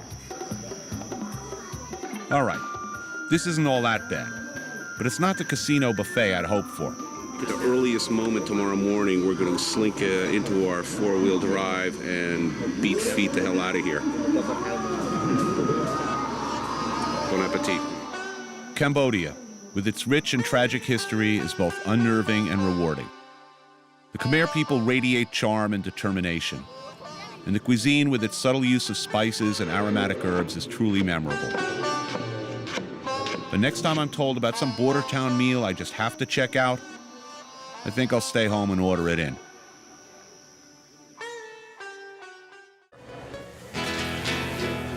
I tell you, if you stand in here long enough, you'll take on that original smokehouse flavor yourself. There's even a whole butcher section where there's meat available right then and there for grilling. You got sausages like chorizo and morcilla, and they'll grill it right up for you. And this is pretty cool. This is very cool. Now, what's going on here? You buy by a quarter, by a half, by a pound, by a kilo, and they can start grilling it for you. Right. Now I see over here somebody's got some, looks like some big green onions going. Yeah, big onions. That's a chorizo there. This is the chorizo. Right. Just beef. Right. ¿Qué es este, amigo? Tripa. Tripes. I've been eating a lot of tripes on this trip. I don't know. Okay, we'll be back for this. Oh, the hell with it. Let's get a couple of chorizos. You can pick up your own vegetables and tortillas, whatever else you want to grill, right by the butcher station. So it's sort of a build-your-own sandwich joint, with many, many options open to you as far as which butcher you want to go to, which products you want to bring. It's fun, sort of a kooky concept. Now, what should we do with these? Should we get something to eat with that or just snack on it? No, we can have a tortilla or just a snack. I think just a snack. I want to get a little light eating this morning. So like a quart of hot chocolate. Oh, yeah. Oh, that looks good. Look at all that nice red stuff coming out of there. Oh, that's really good. Spicy, wonderful, oily, greasy, smoky. That's really good. What do we owe? 12 pesos. I need a little time to regain my appetite, so we take a moment to check out the goods. I've pictured my floor staff many a time in exactly this position. Oh, yeah, okay. Here's where I'm really getting turned on, the chili section. Chile mulato, chihuacle negro. Pastilla mije. Chilo pasilla mije. Chile guajillo. You could do an entire 22-episode series just on the chiles. There's so many of them. Each has their own characteristics, some of which are very subtle. You know, various stages of one particular chile, you could get going a big discussion on that alone. I don't have the time or the knowledge to pursue that subject as fully as it deserves. What's the hottest pepper here? Habanero. These are dried habaneros. Dried habanero. Okay, I need a bag of those. My old friend Steven has some pain on the way. Ah, grasshoppers. Okay, now you have to put them in your mouth. Right. Little grasshopper, big grasshopper. Big grasshopper. Just and pop you just right in? go like that. Yeah? They're good. Where's the flavor coming from? They put spices? ¿Qué le pones al chapulín? Garlic, lemon, and salt. More bugs, grasshoppers, big deal. Been there, done that. It's so last week. I have a few grasshoppers at this point, it's like eating potato chips. Crunchy. Muchas gracias. As if I haven't gorged on enough odd food already, our team tells me that the market has a place known for its menudo, or tripe soup. I think I need a bowl. It's everything inside. Make you strong? Very strong, special for hangovers. That one's for you. Oh, yeah. That's belly, eye, ponle un ojo. Good. Heart. Oh, yeah. Extra hard. Yeah. Leg. The leg, right? Leg. Leg? Leg. Yeah. Mouth. Oh, From yeah. the mouth. Good. Lips. Belly. Belly. Good. Liver. Liver. And head. Menudo's a lot like peasant dishes in other countries. Little strange bits of meat, some crunchy vegetables, and some hot broth to warm it up. Wow. Oh, yeah. There you go. That's a meal. That's good. Yeah, we got this little lime, a little more chiles. I like it spicy. This, nuclear. I don't know if there's a hoof or a snout or... The menudo is incredible. It may look like something from Texas Chainsaw Massacre, but the dramatic variety of textures tastes great floating around in the spicy, meaty broth. That singing group of adorable tykes was named after a big heap of steaming guts. It's true. So I decide to take Leo's recommendation and ask the host of our hotel to serve up this specialty. He wants to die. I mean, look at how peaceful he is. Let me describe eating iguana to you. First of all, you look at this leathery, wrinkled, nasty old thing and you're thinking, you know, that can't taste good. So he hands it off to his sister-in-law to cook. Maybe the worst thing I've ever eaten in my life. After stabbing it in the brain and roasting it over a flame so she can peel the skin off, they boil it in this scummy water. In 1 hour, it gets cooked. We can start making the tamales.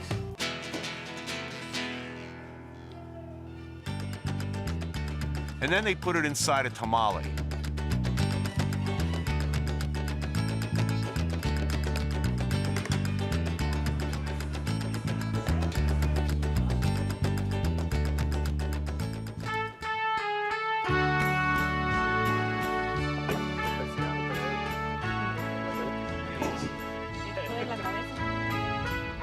And I mean, it's like I unwrap this thing and it's like, what the is that? What part do I eat? See, it's very tough. It's covered with skin. You could feel the little bones inside there. And the meat is sort of rubbery but chicken-like. It tasted exactly the way you would think. If you've ever kept fish, you know, when you clean your tank after 9 years, that sort of nasty, greasy sludge at the bottom of the tank, that's kind of how iguana tastes. It was undercooked, and when I finally managed to suck a few strands of meat out, I'm sorry I did. Tastes like chicken. Unbelievably horrible. Worst episode ever. The cornmeal gets iguana taste. I just want to die. I mean, really, really bad. I want to dip my head into a bucket of lye after this meal. You know, pull my eyes out of their sockets and jump off a cliff.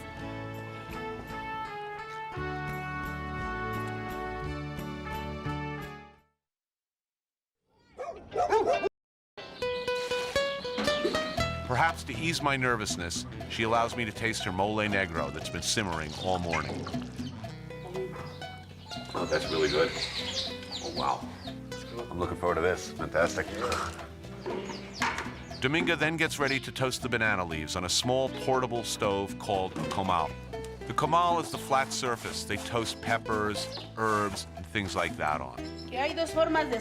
There are two ways for making the leaves. You can broil them in the water or grilled in the comal. I have banana leaves in my restaurant in New York. Use them for garnish. If you don't do this, they don't work. You cannot bend them. They break. That's why you toast them a little first. You toast them, yeah. So we watched Dominga make about a zillion of these toasted banana leaves.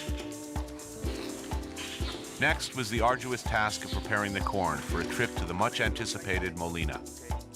That's the corn called nixtamal. You have to wash it very well. Okay, we're going to the mill. This, more than anything else, is the reason that Oaxacans point to as the most visible reason why their region is special, because this is still a really powerful tradition. They bring their own chocolate, their own corn, coffee, other dry ingredients, and even wet ingredients to the mill and grind it up, old style. This dates back to pre-Hispanic times. The mill is an essential facet of village life in rural Mexico. It's a big stone wheel grinding against another big stone wheel until the stuff is ground into a very smooth paste. The paste is added slowly to stock and simmers to make the final mole sauce. There are usually two mills, one for wet ingredients such as peppers to make mole, and another for dry ingredients like corn to make cornmeal. We watched Dominga grind her freshly washed corn into cornmeal. Dominga came earlier this morning to have her own peppers ground into paste for the mole we tasted just a few moments ago. Gracias. Gracias. Gracias.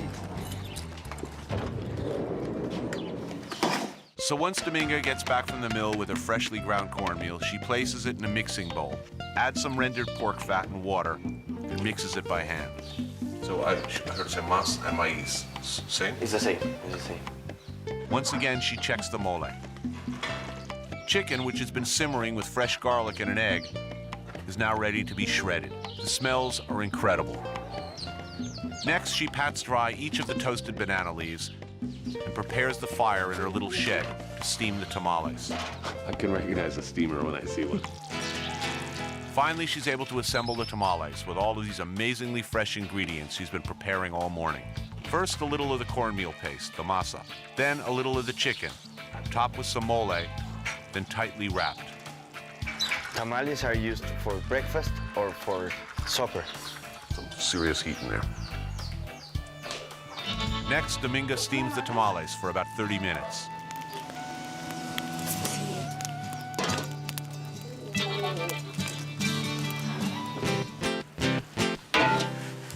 Looks like the tamales are finished cooking and finally ready to eat. Seems like Martin gets the first sample. Wow. This is living. Okay, that looks good.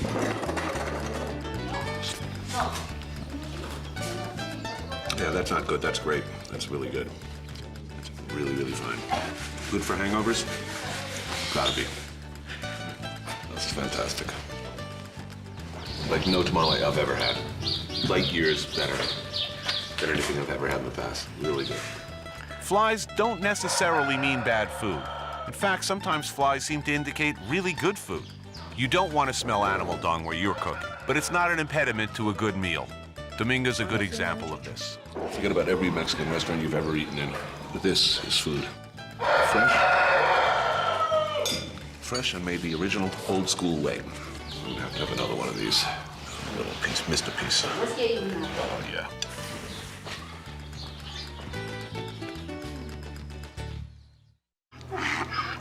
Where do cooks come from?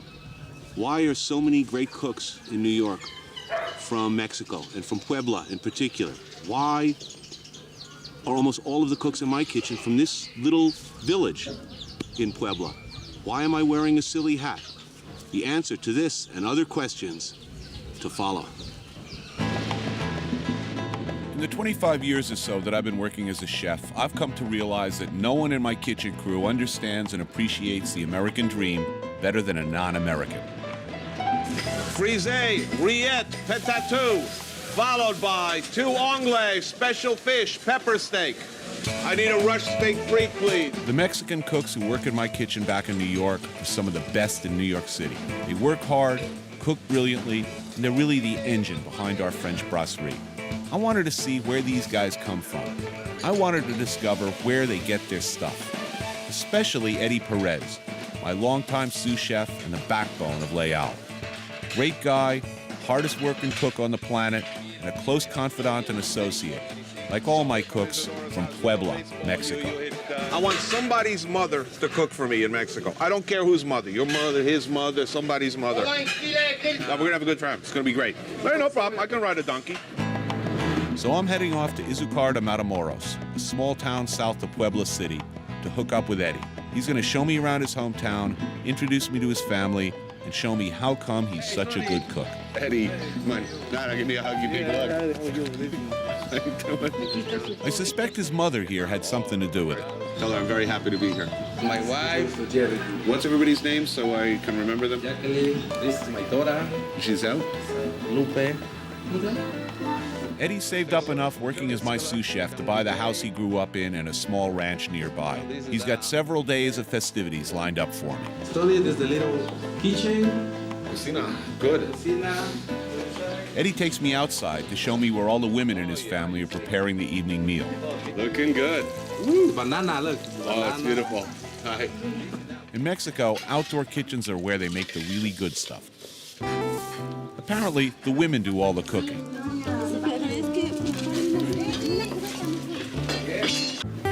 His mom, his wife, friends, neighbors, assorted babysitters all pitch in to make the big dinner. Looking good. I'm beginning to see where my guys back in New York get the relentless energy and technique. Hanging around these women all day, they must have learned everything through osmosis. I recognize my broiler man's face in a woman in Eddie's backyard. I say, wait a minute, is that Antonio's mom? And I'm right, it is his mom. I also learned that Isidoro's mom lives right across the street. And Eddie tells me that another cook's mom lives right next door. Geraldo's mom. While Antonio's mom makes tortillas until the cows come home, others are making tamales, salsas, and God knows what else. Tortillas are like bread in Mexico. And they will accompany tonight's big meal, mole poblano served with turkey. Hey, that's for poblano. Haven't killed a turkey yet. Unfortunately, I've been asked to kill the turkey. I'm sorry, my friend. Today is your day. Hey. Now, I typically don't kill my own poultry, but I guess it's high time I at least do it once myself. Okay, drink it up. The tradition is a jig of mezcal before the deed offers more tender and flavorful turkey meat. And then down like this? No. Eddie's wife has to step in and show me the proper technique. Oh, man, okay. proving that, once again, the women are really in charge here. Oh, I know it's for dinner. Never plucked anything before. This is a first for me. I haven't plucked so much as an eyebrow. The turkey's then cut up into pieces and simmered for several hours. Oh, yeah, I recognize him. While the turkey is stewing, Eddie's wife Laura and her team of mole specialists are making the classic mole poblano. Essentially a mixture of dried chiles, chocolate, bread fried in oil, also bananas, vanilla, seeds from the roasted peppers, and some other spices ground up in a hand mill. Then everything gets put in a bucket and taken to the molina, the community mill, to get ground up into a smooth paste. The mole paste is added to broth from the turkey and simmers for several hours. These ladies rock. This is the mole poblano. I have maybe 100 different mole, but this is the really mole poblano. It's a nice color. Eddie's really carved out a little bit of heaven here as far as I'm concerned. Kids running around the yard, great smells coming from the kitchen. He's got the right idea. At sunset, our big dinner of mole poblano is served. Oh, look at that. It's beautiful. Oh, man. Look at that. Mole poblano, classic. A relay team of 5, 6, 7, 9 women. I almost feel guilty that all these people have been slaving away all day while I just sit back and enjoy the fruits of their labor. It's incredible sauce. The mole poblano is fabulous. A subtle mixture of bananas, peppers, chocolate, sprinkled with toasted sesame seeds. This is enchiladas. And as if the mole poblano isn't a meal in itself, out comes a platter of turkey enchiladas made with fresh corn tortillas, a little cheese, some mole, topped with some crunchy onions and radishes. Oh, the enchiladas are great. Oh, really good. Now it's all becoming clear to me where Eddie gets his chops. With a family like this, cooking is in his blood. Bravo, this was an amazing effort. Everyone did fantastic.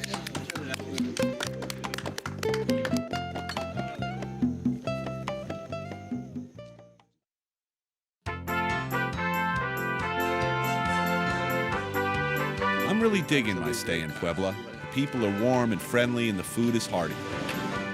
Eddie decides to show me around town where we'll hook up with his buddy Martin, a man who's determined to show us a few Mexican delicacies that even Eddie hasn't tried. Worms and ant eggs. Martin has arranged this meal at one of the town's biggest hotel restaurants. You know what I need? I'm in a big fancy hotel. I need a big fancy hotel margarita. That's what I need.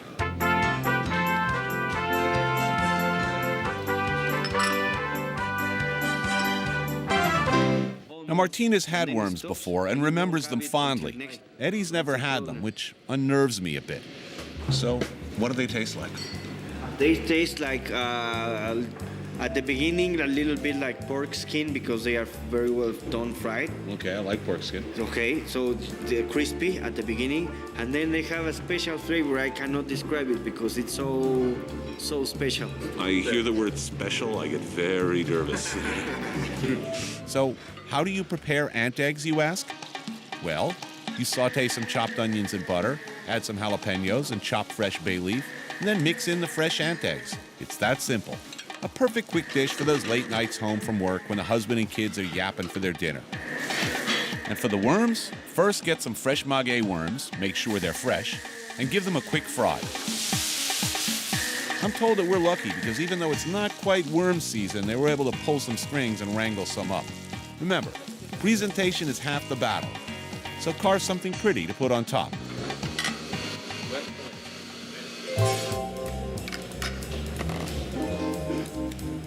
Nervous? I could do this. Ever eat a Twinkie? You know a Twinkie? It's like crunchy on the little on the outside, soft in the middle. This is disgusting. Disgusting. It's good, man. I'm gonna like this. I know that. Or I'm like, Eddie, you eat this all the time, right? He says, oh no, I've never had this. It looks disgusting. Okay, you get some worms. Okay, now it's some guacamole, green salsa for me, better, little salt, drops of lime. All right, here we go. So what do you think, Eddie? Verde or chipotle? Chipotle. For me, I like chipotle. Geez, okay, I gotta listen to my sous chef. Eddie, come on, man. You're scaring me. All right, there's a lime at below the ears here.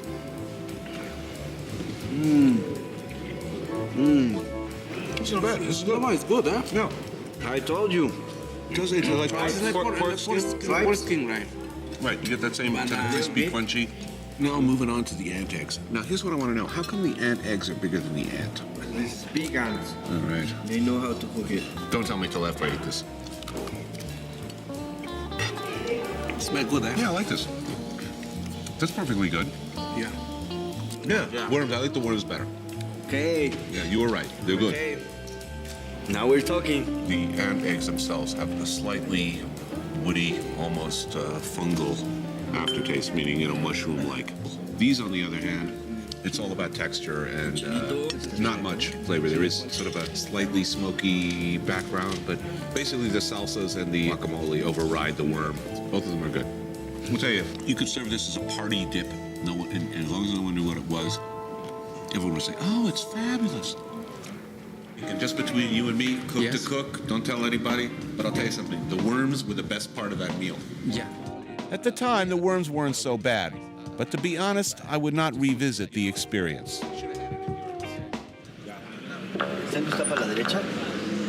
Our jaunt through town continues well into the evening. Martin steers us all towards what is commonly known as a pulqueria, a kind of makeshift dive bar where one can sample the local poison. Yes. Yes. Por supuesto, sí, aquí es. In one of my favorite books, Under the Volcano, the alcoholic hero spends a lot of time in pulquerias drinking the local brew. It sounded atmospheric and wonderful and a little bit scary. Just the sort of thing I wanted to do while in Mexico. That's the stuff, huh? Pulque is the sap from the maguey cactus, fermented in a bathtub someplace till it gets alcoholic. It's a classic low-rent daytime drink for poor Mexicans, and it goes back to the Aztecs. And you can put some soda in, or natural, whatever it is. I think let's go natural. I'm famous for being it. Cheers, guys. Pulque tastes good, but it goes down hard. The consistency is tricky. It's like drinking a bucket of snot. Yeah, let's take our little pail over. The plastic bucket, by the way, does not add to the appetizing nature of the mucus. You see? Right. Kind of sticky. Martin keeps dipping his finger in and then pulling it out and explaining how it's got to be gooey like this. I was not ready to see that. Everybody has go all the way like a chain. Disgusting. I'd expected, a couple of guys with some bandoleros and maybe some dogs and chickens, but pulque's good, and it is suitably low rent. It's down an alley. I'm enjoying myself. The taste hangs with you. So all the way back into town, I'm keeping in mind that, underneath the pulque, I have a nice solid base of ant eggs and worms. I puked like a hero all night long.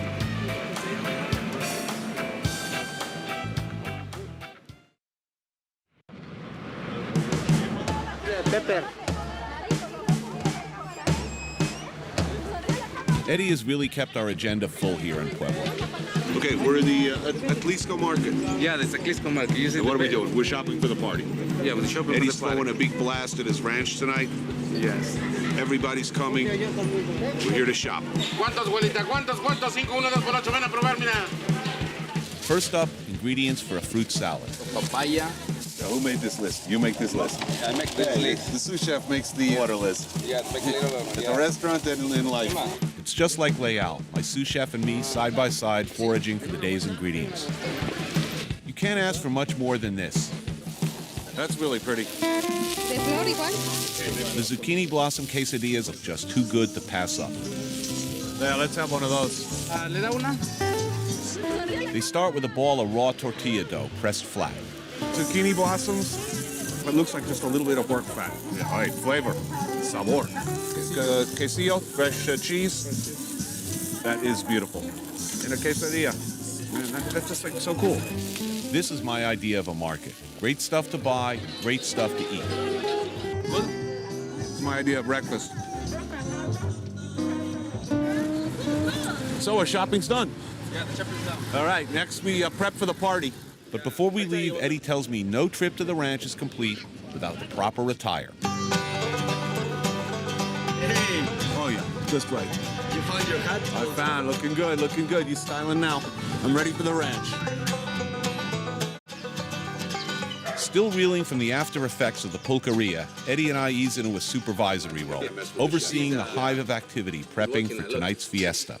We have sauté sitting up right over there, and we have the grill and roast station. Over there, the entremetier making rice. Eddie's in-house mole expert and resident tortilla maker are busy preparing arroz. Rice with a mixture of tomato puree, chicken stock, and fresh cilantro. And of course, tortillas, hot off the comal. I volunteered. I mean, anytime I'm ready to start working. What? Yeah, you want me to cut fruit, peel potatoes, dig a hole? Eddie takes me up on my offer. We get to work on the fruit salad. Yeah, it's just like O'Leal, right, Eddie? I feel like I'm working prep. All right, I've worked enough. I think it's time to check on our good friend, Mr. Barbecue Goat. Oh, that's it right here. Oh, nice. Here's some cooking the men actually do, the grilling. Eddie's ranch hands begin preparation for tonight's main entree, goat's head soup. Onion, cumin, tomato. Oh, it has some this. Bay leaf, tripes, and head. Goat's head soup. This is going to be cooked on the open fire, right in the pit there. Actually, Eddie's made this at the restaurant for the family. It's really good, really good. Not a single piece of this animal goes to waste. To cook the goat, they dig a pit, they fill it with wood and stones and charcoal. That's hot. That's real hot. I want one of these for Leal.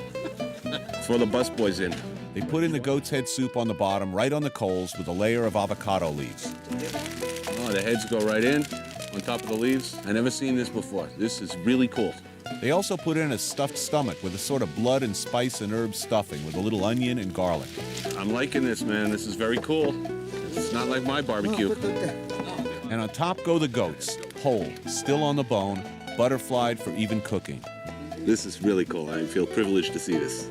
A wet mat goes on top and the whole thing is covered up with sand and dirt and left there for about 3.5 to 4 hours. I saw this scene in Goodfellas. When I die, do that to me. No, actually, I'd be no good. I'd be tough.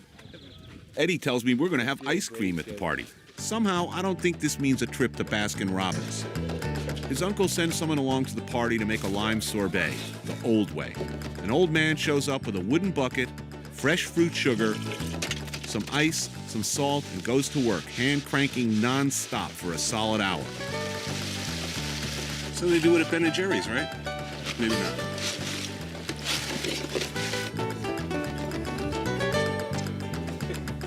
Oh man, that's good. Number one. It's spectacular. I never thought I'd be sitting in a mountain in Mexico, a ranch, wearing cowboy boots and a cowboy hat, drinking Mexican beer with my good friend Eddie. 4 hours later, Eddie and I return to the pit.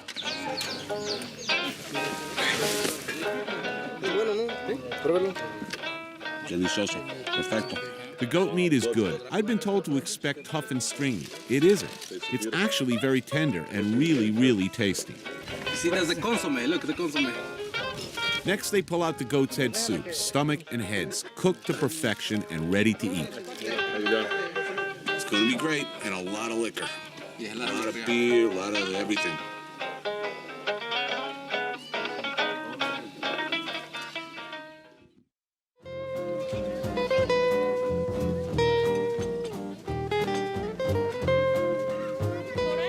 The party has officially begun, and we're about to be served this long-awaited meal. We're eating, man. The first course, goat's head soup. Oh yeah, I've been waiting for this. Consomme. Goat's head soup. Goat's head soup, yeah. All right. The soup is fantastic, just great. A little bit of tripe, a little bit of meat, a little bit of head, a little bit of tongue, a little bit of this and that. It's superb. One of the best things I've eaten in all of Mexico. Off the record, on the record, this soup is incredible.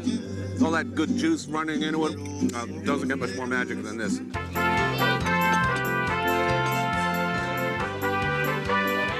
Great music, great company. What else is there?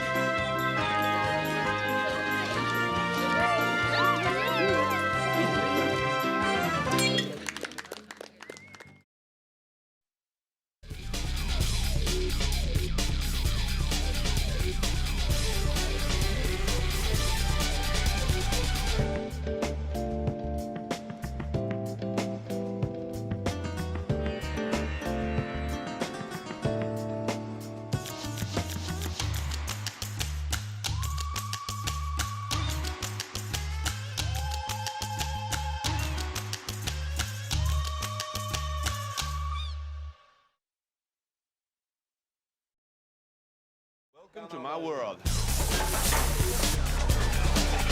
escargot, pate, frisée, 2 green salads. Okay, man, it's up here. Lamb chop, steak frites. Shouldn't you be doing something? 2 faux filet and a pepper steak. Come on, make the dessert. Chocolate tart, please. As a cook, tastes and smells are my memories, and now I'm in search of new ones. So I'm leaving New York City and hope to have a few epiphanies around the world, and I'm willing to go to some lengths to do that. I am looking for extremes of emotion and experience. I'll try anything, I'll risk everything, I have nothing to lose. I came to Morocco looking to go to the Sahara. I want to eat roasted goat or camel grilled over an open fire. I want to eat sheep's eyeballs, and when I look out, I want to see an absolutely unbroken vista of nothingness. To the Western mind, Morocco can be a surreal-looking place. Tilt your head and you'll see desert, and in the background, snow-capped mountains. You'll see a community built largely of mud and straw, and yet there'll be an internet cafe. So to use the old saw, it is a country of contrasts. We just left Fez, which is a rabbit warren of activity. Fez is, of course, the longtime center of Moroccan cuisine. When you think of Moroccan cuisine, you think couscous. No question about it. This is wonderful. Kebabs of lamb or beef, known here by the French name brochette, are pretty common. Each meal starts with a variety of small salads that range from pickled and spiced vegetables to lamb liver to olives. Rice and corn salad here, beet salad. Lovely. Fez is most famous for its tagine, another signature dish of Moroccan cooking. Tagine is a stew of chicken, beef, lamb, or vegetables, subtly spiced and cooked in a conical clay dish known as, you guessed it, a tagine. Moroccans eat almost all their meals at home, and I was lucky enough to get invited to some of these. So I've had the best Fez has to offer. Already deliriously happy. It's just smelling it. But now I'm headed to the desert to have a whole new experience. So as I understand it, we're crossing the mountains. We're going to eat some road food, and then I'm looking for nomadic desert-dwelling food. They do, as I understand it, dig a hole in the sand and chuck in a lot of hot coals, roll a big animal in there, and let it roast away. It's supposed to be fantastic. So I'm looking to stand in one place and turn 360 degrees and see nothing but sand. And I'm looking to be about as far away from everything I know as I've ever been. Abdul is my guide, my driver, my mentor. He knows his country, loves his country. He's very proud of the cuisine. He's a bit of an operator, but he's a guy who loves food and knows where to get it. What's good? Yeah, berber tagine or couscous. Tagine, couscous. Couscous, tagine. Get that just about everywhere. Salad, different things. Brochette. Maybe some brochette. Or I think they have also rabbit. Rabbit. International House of Pancakes. There's hotels like this all over. Where you drive across hundreds of miles of barren desert or high atop a mountain. When you finally reach the place, there's a tour bus filled with tourists. Here we are all the way up in the mountains, surrounded by rather spectacular views. You know, it's like a Princess Cruise line in the middle of nowhere. Is that B. Arthur over there? This is a Muslim country, and I'm pleased to see that we are on a tiny island of godlessness, meaning beer. I see we have trout here. It's supposed to be good. I see a lot of freshwater streams. The people are always telling me eat more salad, and I'm always saying bad things about vegetarians, so it's a good thing. Okay, what do we got here? 2 trout who are undoubtedly leaping happily out of the water only a few hundred yards from this location. And we have, apparently the local translation of the word veal is open to interpretation because that looks like beef to me, but it looks good. Actually, I'll tell you if it's veal or beef in a second.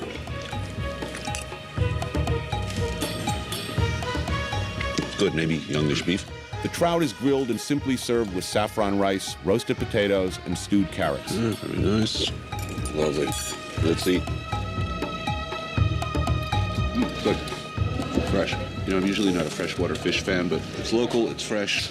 This is really good. It's good, all right, but this is no desert barbecue. This is like on the way to the desert. We're not even there yet. We're not even close. A roadside snack.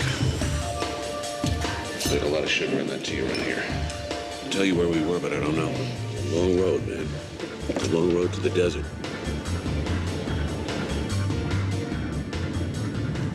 Finally, we reach the end of the road, the frontier town of Risani, the last stop before the dunes. We'll sleep here before our final push to the Sahara. I don't want to eat in the hotel. I just don't want to do it. I've come all this way. I don't want to be sitting around in a room full of tourists tucking into tourist food. Okay, let's see if we can find anything edible here. I'd rather not eat in my hotel tonight. So, daredevil that I am, I say, we'll go to the market.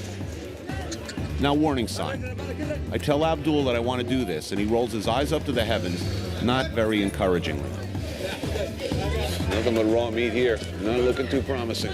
No food, huh? Yeah, no soup, no kebabs. I should have listened. Didn't smell too good in there either, huh? Smelled like something freaking died. My search for authentic Moroccan food is not going well. One, local specialty. Two.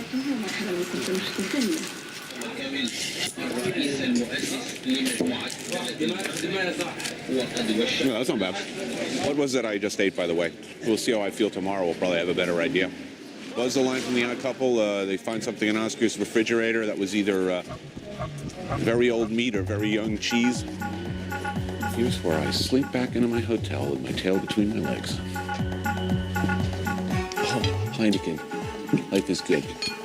What we got here is chicken tagine, and apparently tagine covers a whole multitude of sins. I mean, this is very different than what we've seen. Yes, different. Chicken with raisins and Onion.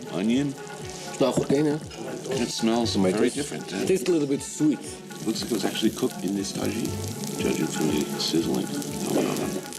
Anything that's cooked slow in a really, really heavy object like clay, and anytime you cook in clay, it's going to be better. Just like anytime you grill over wood, it's almost always going to be better. So a new take on an old favorite. Tagine offers many possibilities, but that's not what I came here for. I want my whole roasted lamb. So tomorrow, the dunes. Going out on a big sand dune. Contemplate the mysteries of the great vastness. And tear into hunks of sizzling meat. Okay, cheers, bigger. All right. Bismillah. Bismillah. Bismillah. Moroccan way. Moroccan way. You can do it, I can do it. All right. I want a whole lamb, cooked in a clay oven like I saw in the movie. And I want the testicles. I say, do what you have to do. I want a whole lamb. Further negotiations, incomprehensible to me, ensue. They have a lot of ships. Yes, a lot of ships. Looks like it's all arranged. Oh, where are we going, by the way? We'll go by ship. Oh, good. As we walk down these shabby, dark, dusty, narrow streets, deeper and deeper into the backwater of Risani, I'm beginning to get this feeling that I'm part of some sinister and vaguely criminal conspiracy. And I'm beginning to get the idea, when we're joined by a guy who seems to be carrying some menacing-looking cutlery, that my desire for a whole lamb dinner on the dunes is going to mean bad news for another living creature. What are we discussing? We're talking about the price.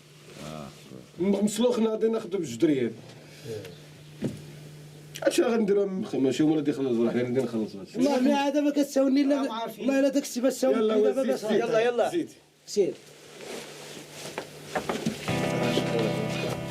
90 Sounds good to me.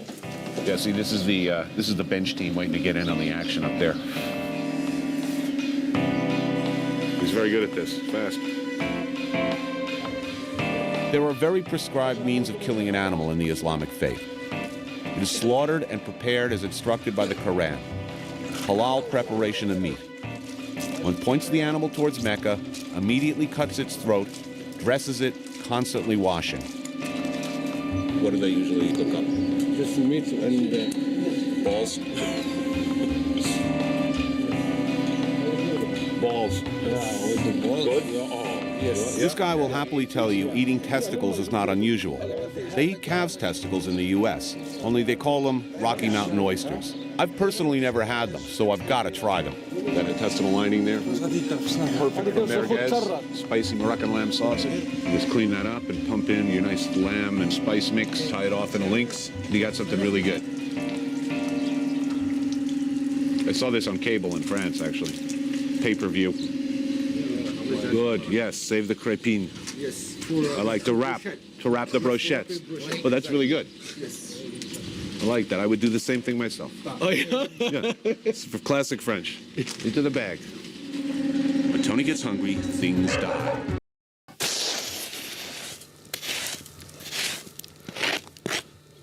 From the desert. Here's something. That's the sound of sand being scraped off my lunch. Now, that doesn't sound like a good thing, but it is. It's going down.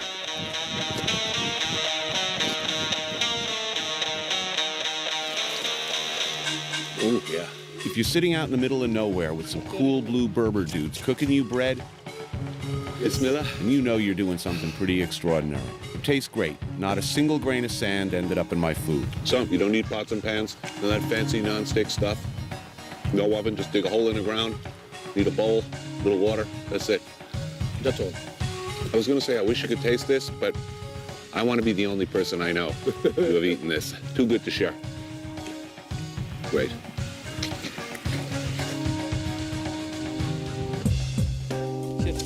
After lunch, we continue on to the Berber camp. I did not expect what would be waiting for me. Full bar, hef-style pillows, carpets. Cheers. Cheers. Cheers. Big ears. This is better than I pictured a desert oasis. Time to put the meat on. What do we got going? Put this here. Putting the nuts back in there. Give it a good rub down with water, onion, mount him on a stick, wire him tight so he doesn't fall down, and jab him into a mud oven. Oh yeah. So this is a packed mud oven.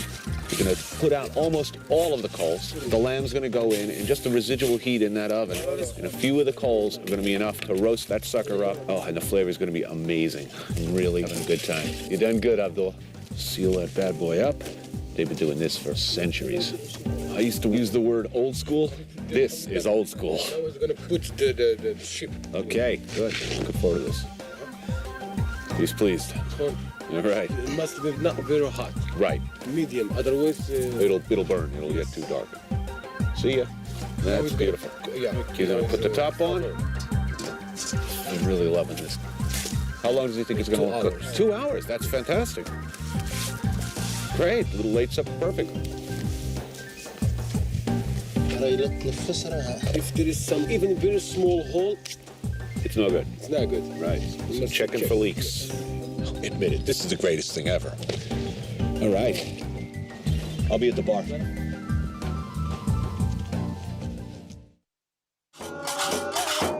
You're sitting around with sand in between your toes in the middle of the northern Sahara with the smell of roasting lamb in the distance. It feels pretty damn good.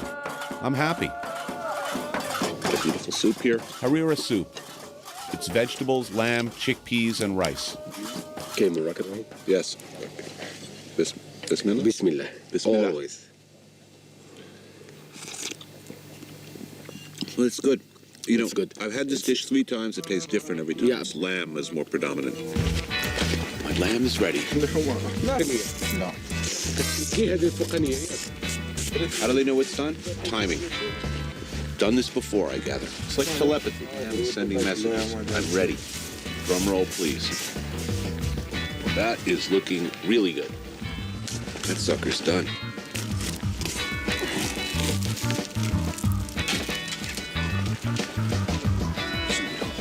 Magnificent.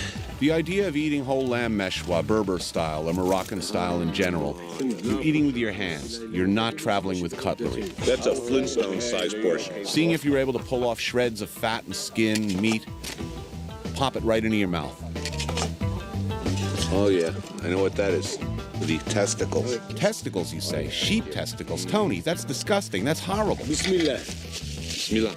I believe they call these Rocky Mountain oysters. Mmm. Tasty. Very tender. You know what? Those are really good. In fact, with a flavor much like sweetbreads. Or minced. Imagine veal. only fluffier and more tender. Make you strong, like bull. It's aphrodisiac. Yeah, think about that. Wait, listen, I just knocked off a whole nut myself. Wonderful. Couldn't be better. Fresh, crispy, delightful. Please thank the chef. This is wonderful. Thank him for an extraordinary experience. Thank him for all the extra work and everything. You don't know what you're missing. This rocks. I came a long way for my whole roasted lamb. If next week I'm hit by a truck, one of the things that will give me some comfort is I saw the sun set over the Sahara, and I ate my whole roasted lamb. It's just perfect. It's just like the movies. Life finally lives up to its advertising. Well, in Morocco, you land in Casablanca, major city. You hear the word Casablanca, you're thinking about the movie. You're thinking about Bogart. Here we are, Bar Casablanca, in Casablanca. And you know what? It doesn't look much like the movie. It kind of looks like a strip mall outside of Tulsa to me. Anyway, the next few days, hopefully, we're going to see a very different Morocco, and it's not going to look anything like this. I put myself into the hands of Abdul, my guide, my driver. The man knows where to go, how to get what I want, how to see what I want to see. A guy with strong opinions about food and just about everything else. The first stop in my search for authentic Moroccan food is Moulay Idris, named for the great-grandson of the Prophet Muhammad and the founder of the country's first Islamic dynasty. Here, Abdul arranges a meal for us at his friend Rashid's restaurant. But first, we have to go to the market. What do we do first? We go to the market first. These guys know where they're going. No. I don't. It's a good place. Where you buy every day. Excellent. Like many of the outdoor markets in other countries I've visited, this central arena is chock full of freshly cut meats and fresh local produce. Salad is an important part of the meal here. Cooked vegetables in the salad or raw? Well, both. Or both, a little mix. Moroccans are proud of their cuisine. You ask almost anyone what's good in a particular area in Morocco, they're going to tell you, and they're going to have very strong opinions. Right, now we're eating a Moulay Idris tagine. Yes. We're going to try a Fez tagine later. That's you have strong opinions about this. It's especially the kefta of Moulay Idris. We're going to eat what's good in a place that does it best. Yeah. This is kefta town. This is kefta town, yeah. All right. We're buying beef for kefta, which are basically tiny meatballs. We'll be making kefta kebabs and kefta tagine at the restaurant today. I'm guessing they're going through the grinder. A little onion, some mint and cilantro, dried garlic. So he gets orders for this a lot. Yeah. He's all ready. We got a big ball here of ground up beef fat, cumin, paprika, cayenne, cilantro, parsley, and mint. Little salt. And garlic. Thank you. Abdul's an amateur cook who takes his food very seriously. Some in good hands.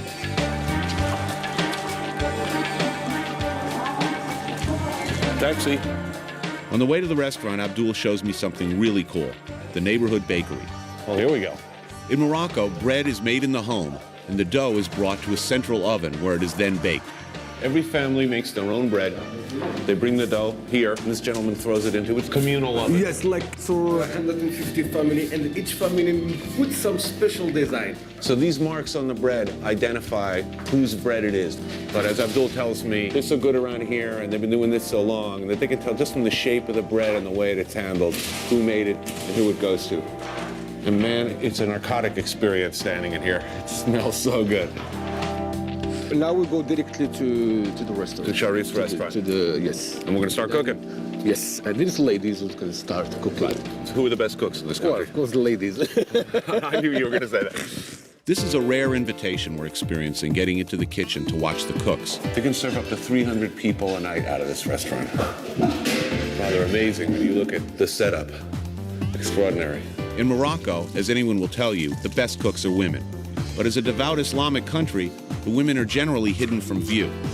We're going to get the tagine started because that takes the longest to cook. Tagine, meaning any meal in one, cooked as a stew and at least served in the traditional clay-fired tagine. Moroccans will tell you there are a number of tagines. While the spices seem the same, the way that each cook uses these things varies greatly. Real staples of Moroccan cuisine: garlic, pepper, salt, ginger, cumin, paprika, olive oil. We're not doing the Martha Stewart thing here where you start out with step 1 and then step 2. But we have tagine working, mise en place for kefta, which are little meatballs, and vegetable prep. These days, a lot of tagines are actually made in pressure cookers. It's the one-pot cookery. Substitute a wood fire for the tank full of gas, and substitute the original clay tagine for the pressure cooker, and you have pretty much the same thing. Particularly in the old way, it would take about 2 to 3 hours to cook. So once it's on the fire, you've got a couple hours to wander around and, kill a goat or whatever else has got to be done. Now, the sauce for kefta may look familiar, but try and imagine your Wednesday night spaghetti and meatballs loaded with cumin and paprika, and you have an altogether spicier meatball. That's a long way from a Garland 6-burner range top like I'm used to working with. We got sauce going over there for the kefta balls. We have some additional kefta mix happening here for brochette without sauce. Over here we got tagine working low and slow in a pressure cooker. The principal instrument around here, by the way, is the hand. Okay? You eat with it, you shape with it, you measure with it. There are not a lot of fixed recipes in this country. In a lot of ways, it's a cook's paradise because a lot of professional chefs really don't like doing things in an exact way. There's always a little bit of this, a little bit of that. That just always feels more natural and better for us. So the long guys are for kebab, the little round ones, the kefta in sauce. Okay, the smells coming out of here are unbelievable. I wish you could smell this room. The smells are driving me nuts, so it's a good thing they start bringing out the salads. After being lucky enough to witness the makings of a Moroccan feast, we finally sit down to eat. I think I'm in real trouble now because I'm about to have, my first traditional Moroccan meal, and I'm going to eat it Moroccan style. That means I'm going to eat with my hands. The meal begins with the washing of hands, in keeping with Islamic law. When we told the waiter that the silly American will be eating Moroccan style, there was some amusement all around the room. A variety of salads and crudité type dishes are laid out at the beginning of the meal. We have carrots, that's tomato and green pepper. Potato salad, tomato salad. Luckily, we start small because I'm just learning how to eat the local way. With the 3 fingers, you use the two like this, right? And the third one is like this. It takes a little bit of trial and error to get this down, and the possibilities of looking clumsy are many. Try to do it in just the opposite. Down like this? Yes, and the third finger like this.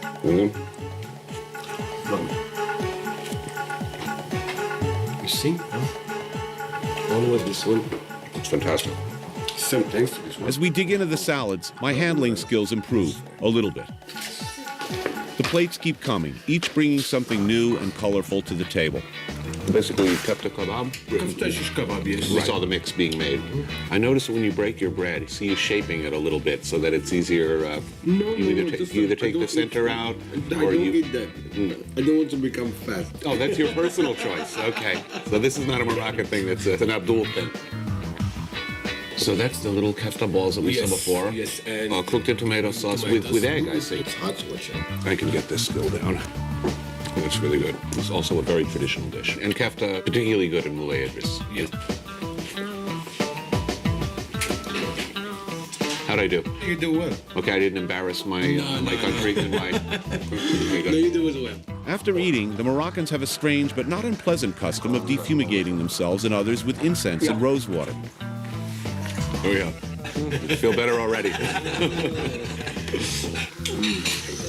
Here's what's cooking. After I expressed an interest in traditional Moroccan cuisine, Abdul Fattah and Naomi are only too happy to set us up with his mother, sisters, and their family cook, who set about making us the dishes most important to Moroccan cuisine. Couscous. Essentially, it's steamed semolina.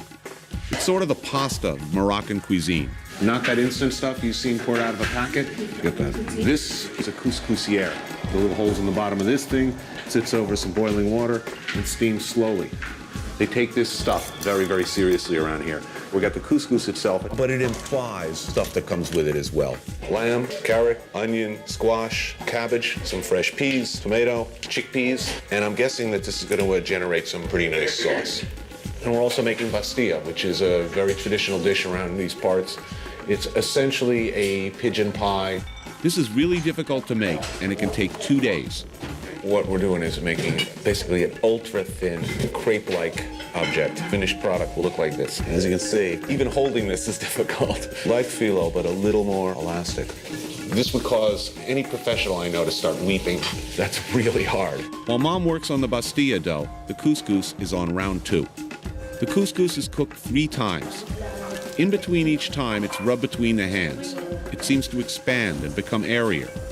This is about a 2.5-hour process. Pigeons. Pigeon, I don't want to eat that. Actually, pigeons were imported to the United States as food. And while I don't exactly want to go out in Central Park and start bagging pigeons either, most of the rest of the world, they're still eating. Pigeon, particularly in Pastilla, is considered a big deal. Usually presented for weddings, birthdays. This is not an everyday dish. I promise, when I eat this, I'm not going to say it tastes just like chicken. It's a whirlwind of activity in Abdel Fattah's mom's kitchen. I'm trying to keep up. She's making pastry. She's making tagine. Fez is famous for this. In this case, it's a lemon, olive, and chicken tagine. She's got 12 different projects going on at the same time. I see vegetables going on, salads happening, all kind of mysteriously appearing, strange and wonderful ways. Now we know what it feels like to watch baseball for the first time. And the couscous is still not finished. This final time is cooked over the actual stewing lamb so that all of those flavors coming up from the simmering meat juice and spice and seasoning permeates the couscous. I know what they're doing, but they're doing it all wrong, but somehow it's working. That's not the way to cut an artichoke, but somehow it's happening faster and better than I've seen in a lot of times in professional kitchens.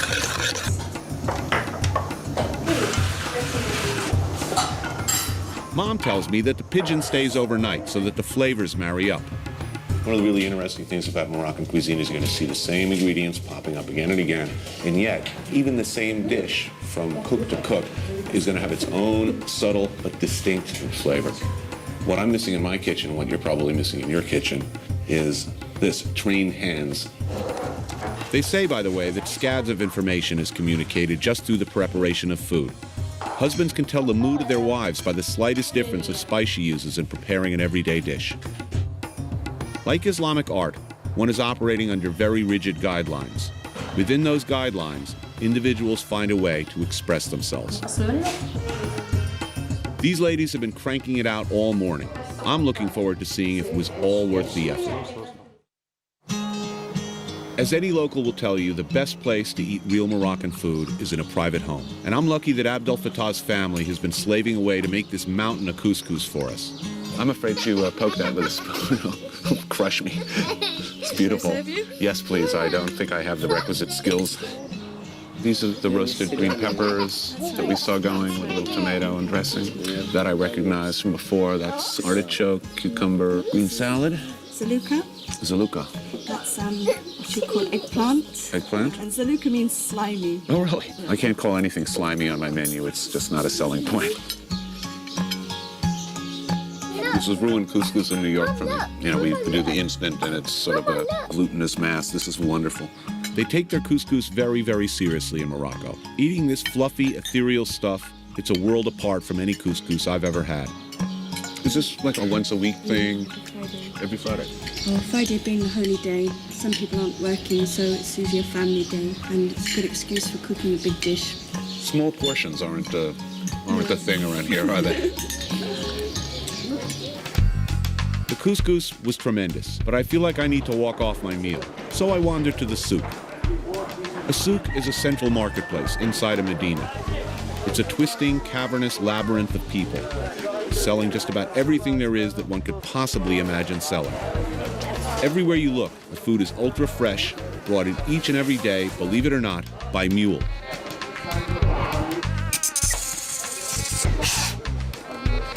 Oh, yeah. This stuff is looking astoundingly fresh, considering not a refrigerator in sight. That looks good. Hey, it's Krispy Kreme. Do you have ones with sprinkles? I was planning to walk off my meal, and now I'm running into temptation left and right. Department of Dates. Now, this is my idea of fast food. I came to the wrong place to give my stomach a break. I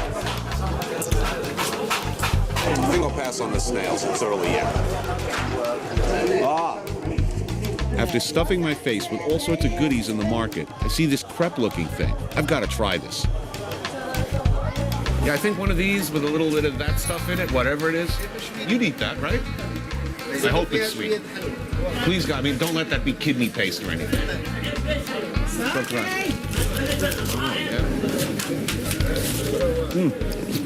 That rocks. Thankfully, the filling is sweet.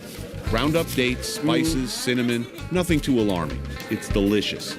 It's kind of got a baklava sort of a taste on the inside. It's good for the 7th inning stretch.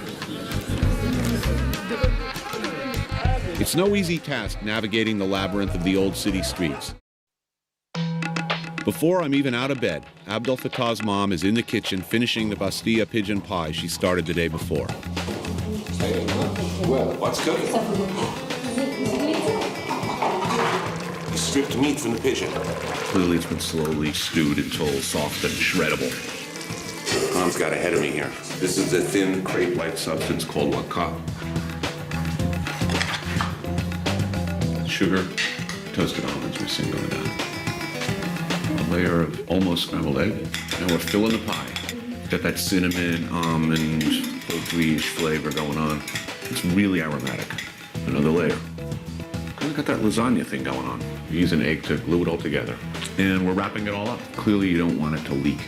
There seems to be a little patching and gluing. A little butter, that's going to help brown it and crisp it. Excellent. Merci bien. That looks pretty good. So that's that. Next step, cooking. After that, eating. We'll be right back. As the Pastilla bakes, Abdel Fattah's kids are busy concocting their own creation. Salad for their pet tortoise. When they're doing their cooking part, we're doing our cooking part, which is more interesting.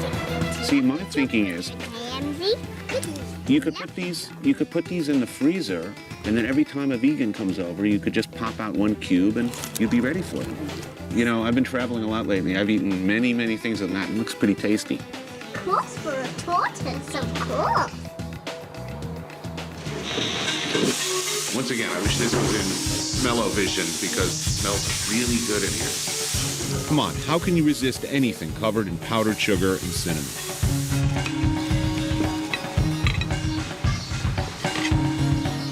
Oh, bravo. So, is it your first pastilla? My first real pastilla, yes. So once again, this is not a dish that was invented 10 years ago. Well, it's coming from Andalusia, so we're talking 13th century.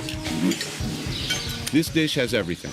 Crispy dough surrounding gamey pigeon meat, sweet cinnamon flavor on top of nutty almond paste. That's really extraordinary. The stronger, darker meat stands up to the spice. It all blends together seamlessly. It doesn't seem strange, doesn't seem unusual, makes perfect sense. Every mouthful, just right. Pigeons of New York, watch out. The longer I stay in Morocco, the more I'm able to discern the subtle differences from cook to cook. The room with which one can improvise seems, on its surface, to be very, very limited. But it's enough room for Moroccans. And as one begins to discern the differences, the effort is usually very rewarding. This is extraordinary.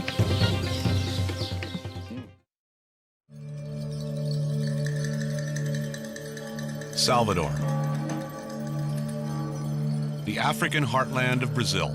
Ooh la la. It's where religions, cultures, traditions come together to create something really special. It's about magic, it's about food, it's about music, it's about people.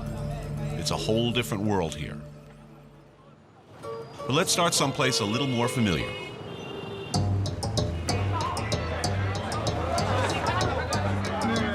Maybe you're asking yourself, gee, I'm a stranger in town. Where do I find a good place to eat in country X? Well, here in Salvador, like in just about every other cool country, if you're looking for a good meal, go directly to the market. Hang out and eat without fear.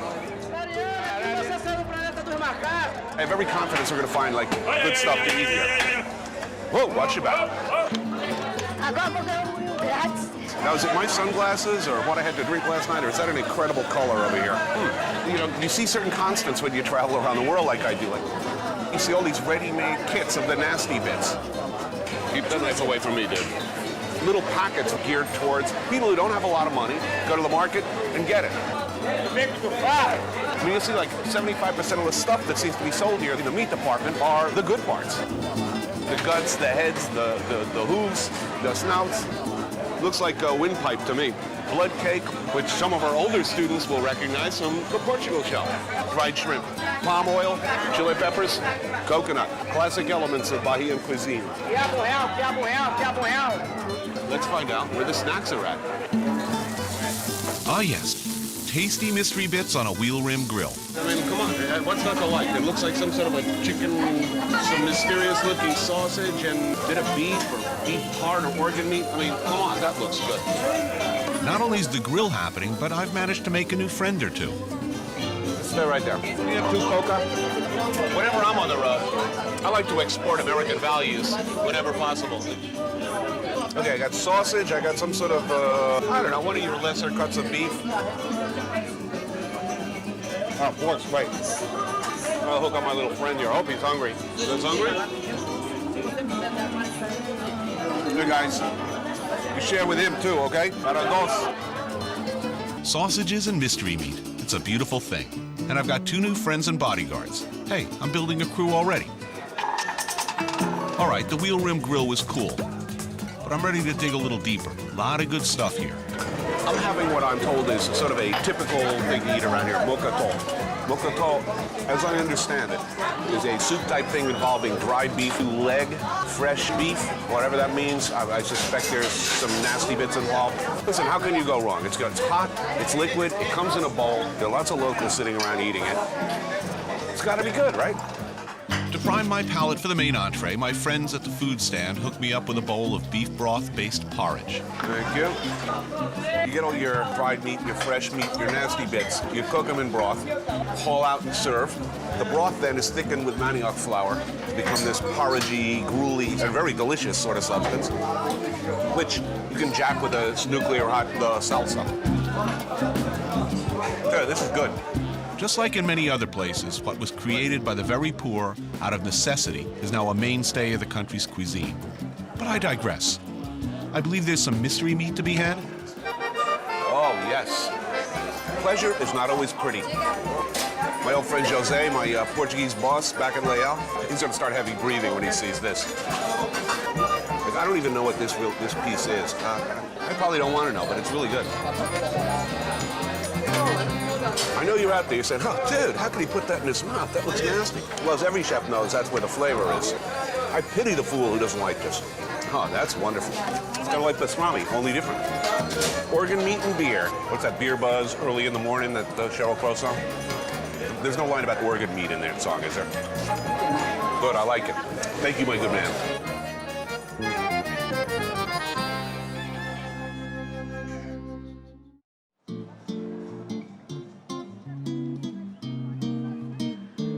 It's another beautiful day in downtown Pelourinho, the old colonial section of Salvador. I don't know about you, but whenever I nearly black out at a candomblé ceremony, I usually need something a little special to get me back into the swing of things. My method of choice, a good meal. If there's one chef who really characterizes the best of Bahian cuisine, by general consensus, it's agreed that Dada, who we're about to meet, her restaurant, Chorizo de Dada, is that person. She's the most famous cook in Brazil. She has a TV show. Politicians line up, clamor to get in. Dada started cooking her first place out of her house and has since expanded, which is spectacular success now. You'd think that it would be, you know, a slick corporate setup upstairs by now. Still cutting like this. Dada is not just a brand name. She still cooks her meals, still invents, and oversees every detail. Notice her knife work? It's like mom. The blade against the thumb, you know, none of the professional knife technique, violating every known rule of French cooking. That's a good sign. But technique aside, it's the food, her food, that really sells this place. Her menu includes such Bahian favorites as red fish wrapped in banana leaf, crab salad, and the quintessential dish of Bahia, a seafood and coconut stew called a moqueca. Moqueca begins with diced onions, peppers, tomatoes, and cilantro. And like many Bahian dishes, includes the holy trinity of ingredients: shrimp, coconut, and a generous helping of fiery dende palm oil, infamous for wreaking gastrointestinal distress on unsuspecting tourists. A quick simmer on the stove and simple ingredients are turned into something spectacular. Much like moqueca, red fish and banana leaves is also a standard of Bahian cuisine. You know, where did it come from? Got fish, got traditional African ingredients, don't have refrigerator. Problem. They developed a method of wrapping the fish in the seasoning in banana leaf as a means of preserving the fish. And by solving the problem, you make something good. But before I get to the food, I want to take a crack at Dada's seemingly endless array of caipirinhas. I promised Dada that I would sample all of them. I'll have a cashew caipirinha, I think. Now, that's fresh cashew, cachaça, and I'm guessing sugar.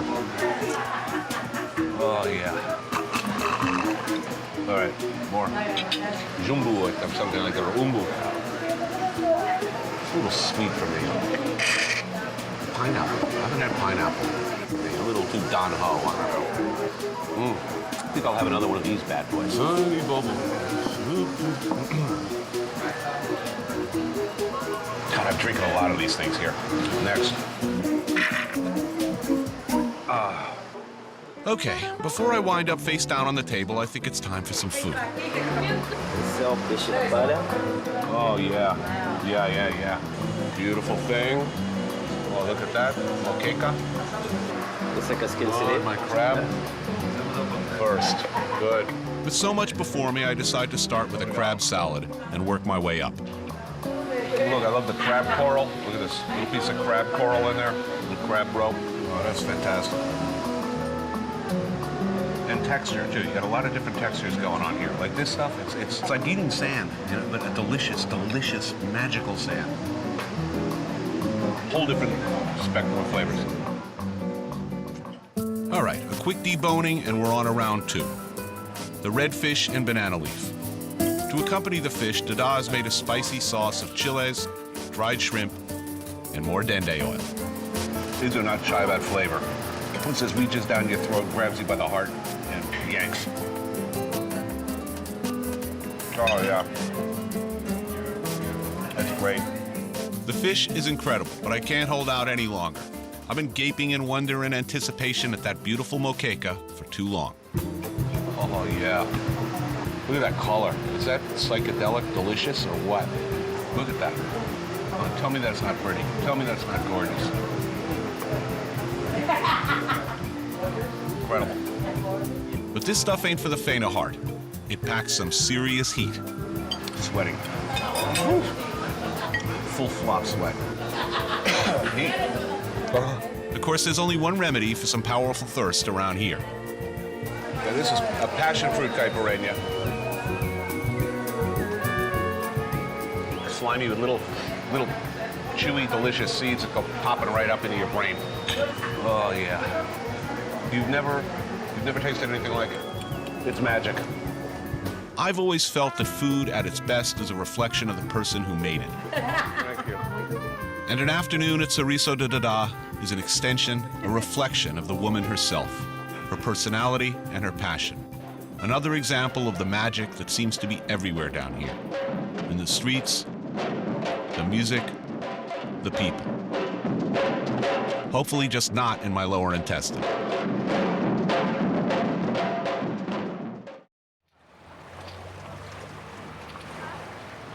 It's early in the morning in Salvador. And while everyone is starting fresh, I can't quite put all the drumming and voodoo from the other night out of my head. So I'm heading down to the beach. The beaches in Bahia mean more than blankets and suntan oil. Pack an appetite. So I settle in at my table, sample the refreshments. Perfect. Peruse the menu. Oh, good, helpful pictures. Note with displeasure and envy how much better looking the staff is than I am. And get in the groove. The idea around here, you sit around, you drink beer, you're getting tan while you're chatting with your friends and drinking. It's not the object of the mission unto itself. It's to have a good time on the beach. Food tends to find you. Yeah. Ever have a cheese-sicle? That's right, cheese on a stick, toasted over a pot of coals. I'm starting to get some traffic here. Beads? What the hell? Yeah, good. That browning cheese over there is putting me in a festive mood. Moment. You've ever had onion soup? All that crispy, crunchy, wonderful stuff on the outside? This is better. Oh, buying everything on the beach here. Ooh, what's that? I'm interested. Palmito? Oh, sugar cane. All of this is one smack, one hell. I find it disturbing in a Freudian way. But now, my psychiatrist won't let me enjoy this. Oh, shrimp dude. Obrigado. You don't see this on an American beach, right? Just sitting there, somebody brings you by some whole shrimp head on. That's good. So maybe you're thinking, okay, Tony, you've had a few nice snacks here, but what really separates this place from Coney Island? Oh, dude, quail egg lady. I've been waiting for this all afternoon. Okay, yes, please. Sell me your wares. Cuatro. Sí. Cuatro. Sí. Perfect. Come on, this is cool. Quail egg lady ever visit your beach? Yeah, I didn't think so. Salt. Oh, that's good. Yes, please let me sample your nuts. Cuánto? This is like a lifetime supply of turtle wax. One can. Perfect. You can pretty much sit here all day and people bring you stuff. If only all of life were like that. And another staple of Bahian beach life. Hunky waiters in funny hats. Uh-oh. If he calls me Gilligan, I'm running. Hello. Hello. Okay, I know what I want. Yes, for an appetizer, I'd like to not look like a shirtless Don Knotts next to a hunkosaurus over here. And for my entree, could you make this guy remove that hat? If he calls me little buddy, I'm out of here. Hopefully, I have a good meal coming. I just ordered from the restaurant some tiny little fish, head, bones, skin, everything intact. Roll them in flour and deep fry them. And I also got a whole roasted fish, which is also a good thing because, as we all know, fish on the bone is always better. If you can eat the whole fish, always a good thing. Oh, yeah. Oh, that looks really good. Obrigado. You know, tiny little fish, head, bones, the works, dipped in batter in this case, and fried. And this, I'm deeply suspicious of, because it resembles tartar sauce, something I don't like. Wilson, my waiter, after deciding to change into something more casual, has been nice enough to offer me a lounge chair. Well, he's just been keeping track of how much beer I've been drinking. The skipper's not so bad. Hello! Oh, Jesus, it's enormous. What do we got here? Oh, yeah. Good. That's beautiful. This is the best. Carbon is a beautiful thing. You know, that crispy, crunchy, white, fleshy, oh, yeah. I don't understand people's fear of head and bones in fish. Anybody who's sitting there thinking, ooh, hooky, you're missing. You're missing the good stuff. It's all about flavor and texture. What do you mean? What do you want? Baby food? You know, what's the worst thing that can happen here? You know, a little sunburn, headache tomorrow, maybe a little less than quality time on the old Thunder Bucket tonight. But hey, it's worth it. I've always wanted a sedentary lifestyle by the sea, drinking heavily in direct sunlight, eating beach food. This is pretty much my chosen state of existence. Now, if I can just get the sound of that kooky drum beat out of my head, I'll be fine.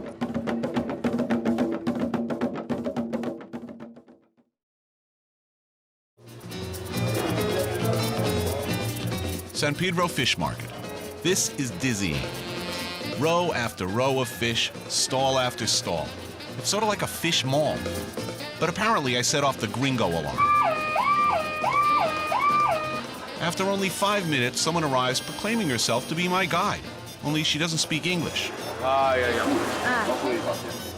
not sure what she's saying, but it seems to involve me buying these squid. And this fish roe. And this octopus. I'm thinking some sardines, too. I love oily little fishies. Sardine. Sardine. Okay, I guess I'm getting some shrimp. Of course, shrimp need to be peeled and cleaned. 1 kilo, 3 minutes. Pretty much a record. Heard of card sharks, but shrimp sharks? Okay, thanks, that'll do me. No, says my guide. Upstairs. As so often happens with a carefree, happy wanderer, I've been intercepted by Yana, who straightened me out as far as A, what fish to get, B, where I should eat it, meaning her place, upstairs, just above the Niterói market. I got a whole slew of stuff as best I can understand it, so I'm just gonna sit here and see what comes. Oh yeah, here comes soup. Obrigado. Oh yeah, I see little squids, little shrimps, octopus, shredded fish. I suspect that whatever's left over at the end of the day goes into the soup, which is where all good soup should come from. This is great. Oh yeah, okay, good. This is deep fried roe. I don't even know which fish. I think it's Corvina roe. Fairly rich stuff. You know, you're talking batter dipped sacks full of fish eggs. Delicious. But if you're also planning to knock it back a big plate of octopus, it's not a light starter. Ding ding, round 3. Look at that. It's like very fresh shrimp. Well, I know it's fresh because we picked them out ourselves in a tomato cilantro sauce. This is really good food. This is really good food. Oh yeah. Octopus with toasted garlic. Oh, it's great. Really tender. That's delicious. My new friend is definitely taking me to the right place. Well, her place, in this case. Thank you.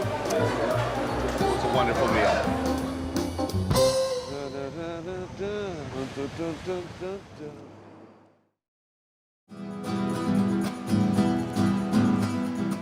Much of Rio's population lives in favelas, poor or working-class neighborhoods crammed together on steep hills. In spite of all their daily struggles, these can be very proud, very tight-knit communities. And that's where I'm going to score some good feijoada. Fabio hooks me up with his friend Silvana, who knows an expert feijoada cook in Villa San Canoas. From the moment I meet Luis and Zanilda, I know I'm in good hands. Nós, Zanilda. How do you do? Sou Luis. Zanilda. First things first, off to the market. Feijoada, like so many of the world's great dishes, arose from the most humble and abject of circumstances. Okay, what do we have here? Costela, pig ribs. Pig's feet. The feet, big feet. Pig's ears. I like them. They're beautiful. According to most accounts, feijoada developed from the scraps and undesirable parts left to slaves by their cruel Portuguese masters. The throat. The what? The throat. That's right, the throat. Through necessity, generations of cooks over time learned how to coax the maximum flavor, texture, and sustenance out of very little. This is the tail. This is a real complete one. Right. They are all salty, you know. They're all Right, salty. sure. When you don't have refrigeration, salt is the next best thing for preservation. Maybe Cher ought to look into that. All the right pieces are going into this. I can tell already. Now it's back home with the goods. Note to would-be feijoada cooks.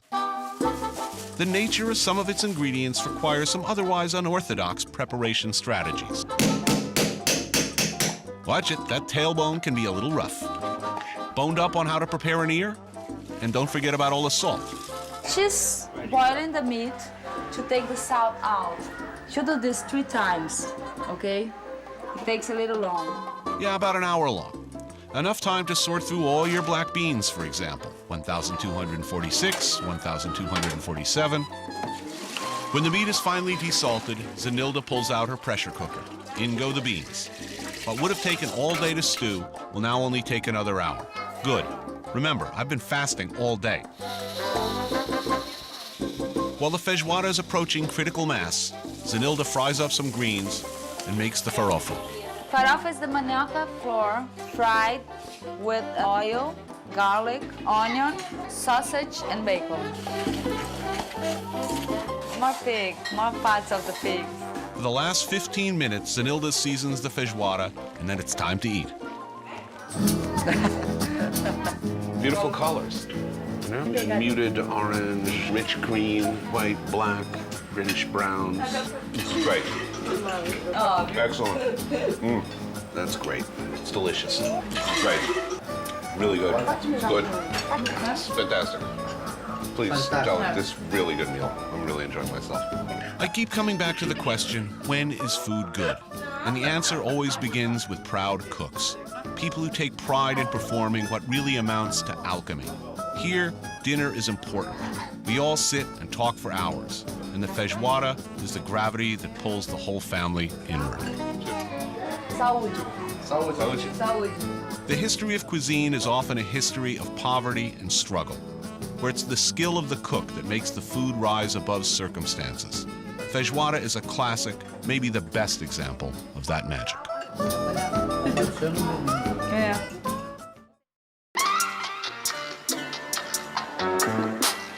Rio at night. Time to check out the local bar scene, karaoke style. For a guy that's younger than me, incredibly better looking than me, in every way happier than me, Fabio's turning out to be a pretty cool guy. So he's turned me on a way. I think you pronounce it a bochequin, which, as I understand it, is sort of a hangout where you can drink lots of draft beer and eat little deep fried objects. So, as far as I'm concerned, so far so good. I'm learning that a key element to any karaoke activity is a laid-back social scene. Fabio is running late, and I find myself committing a karaoke no-no.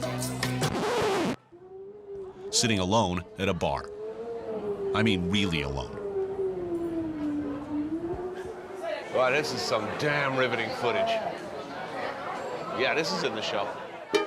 Oh well, I'm glad I brushed up on my Portuguese, so at least I can keep ordering beer. By the time Fabio arrives, I'm already a few drinks ahead. Oh, excited to drink, I can see it. Got to start early. Cheers. Right. I'll show you the best thing we have here. Oh, yeah? Yeah. Amigão, vê aquela porçãozinha de... That's Fabioese for please give us some small fried pastry made from egg and shrimp. Not all. I didn't think about it. All right. Yeah, that's delicious. That's your window to weight gain. If you can see through the tissue paper after you eat it.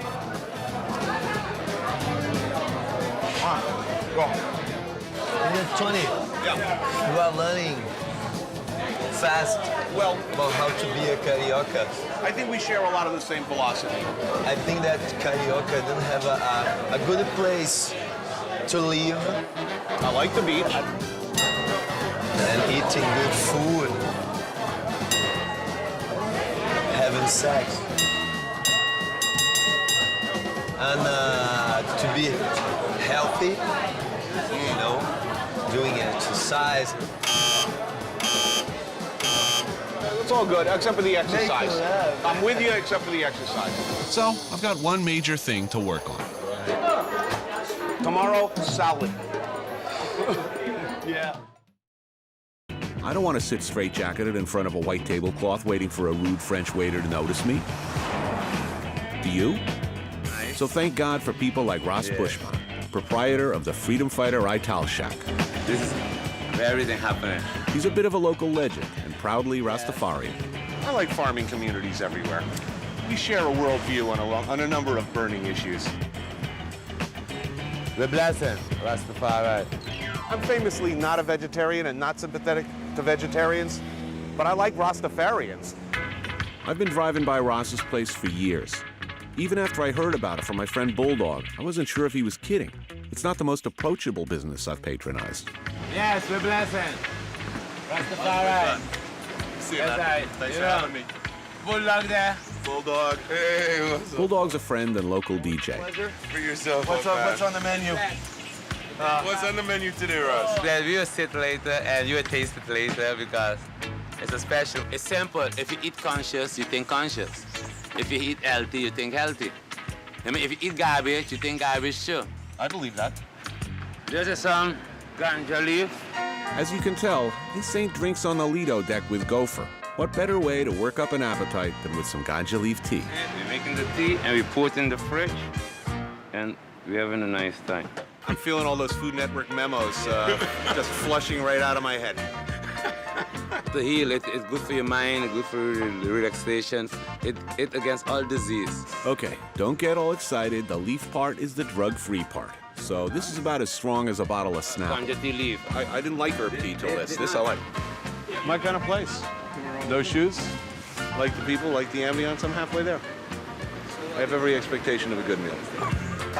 Ross Bushman's wife Risa is hard at work in the kitchen, getting things going. This kitchen reflects the Rastafarian beliefs of keeping it simple and using what you've got. Why buy a fancy stove when the wheel rims from your old VW bus are handy? And why waste money on an oven when 2 pieces of corrugated metal are right at hand? I put fire, I put it on the top, and then I bake my things like that. When I make lasagna, bread, yes, I bake it so. I don't use no oven. Even the charcoal used is simple and natural. That is no artificial one. This is the one made of wood, you know? This is the culture. This is our culture. Now they're using gas stove and so. This is a real blessing. Give the coals a bit of a fan, and you're ready to cook the next dish. Soybean fritters. Soya beans, whole wheat flour, garlic, onion, sweet pepper, seasoning, baking powder, some sea salt in it. After a couple minutes in the hot oil, the batter's transformed into a tasty patty. A little more oil in the pan, and Risa's ready for the next dish. Cornmeal croquettes.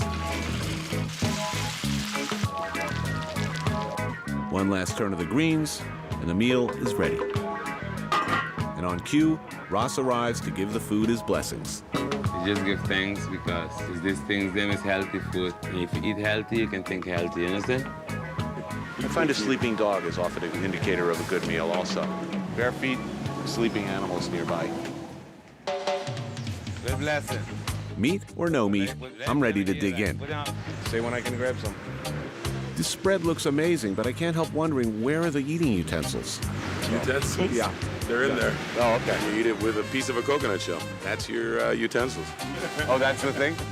Cool. Good blessing. Want to eat? Good blessing. Thank you. Yeah. What's the green? That's broccoli leaf. But you have to mix. You can mix them together, yeah, if you want. I mean, just enjoy it because either you get brighter. Hey, that is really good. Yeah, you heard me right. It's a vegetarian meal, and I'm liking it. I mean, it's not always about meat, right? Right? You eat a lot of pork and a lot of chicken on this island. And when you're not doing that and eating out, maybe you barbecue meat at home. Come here all the time. This is my vegetarian break. All the toxins I've put through my system over the years, maybe a good cleaning is a good idea now and then. Yeah. Good stuff. I can't believe I'm saying this. Maybe it was that beverage I had before. Like so many great dining experiences, if you're willing to delve beyond the surface, open that uninviting-looking door, there's good food, and proud, nice people waiting on the other side. No blessing and love, and till soon again.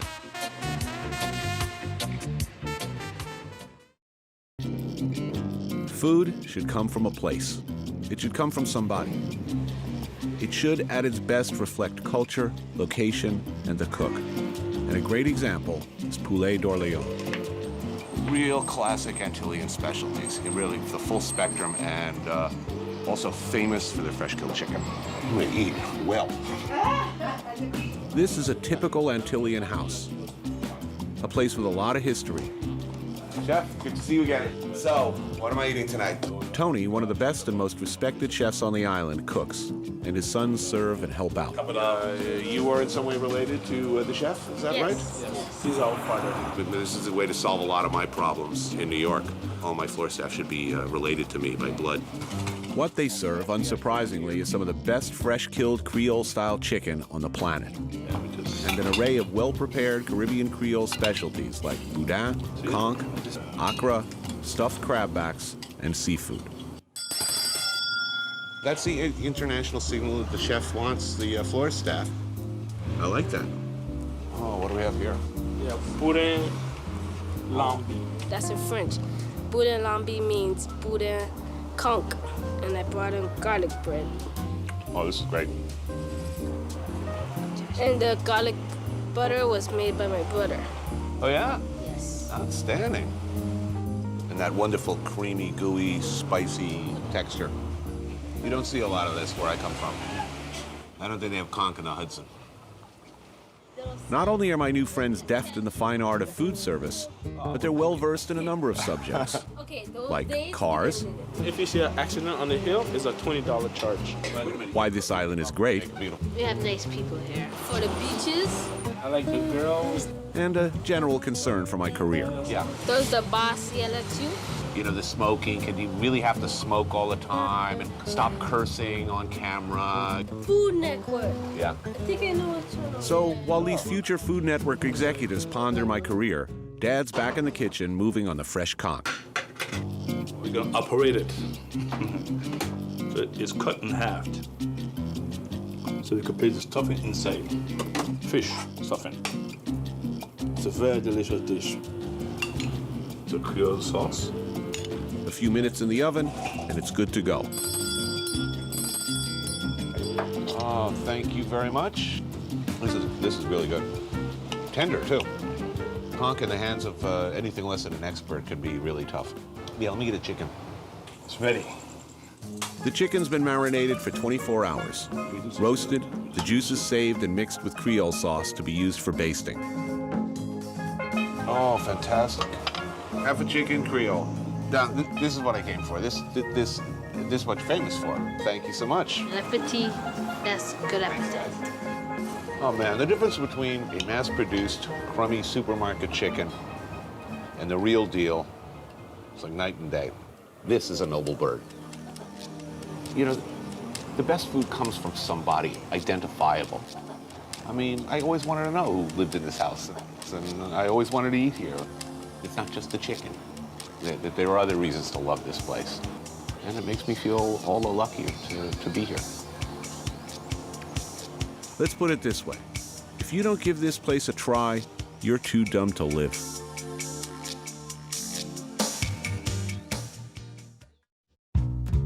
Okay, I still gotta make a living, right? Writing may be easier than standing in front of a stove searing fish fillets or making eggs Benedict. But it does intrude on my zen-like state of blissful inebriation down here. Ball goes up, ball comes down. Ball goes up, ball comes down. Ball goes up, ball comes down. New York, St. Martin. New York, St. Martin. New York, St. Martin. Suddenly, a moment of clarity, and everything comes into focus. Oh yeah, I'm making progress now. Chicken or ribs? Ribs or chicken? Chicken or ribs? Ribs or chicken? I think I need to get some air. What the hell am I doing?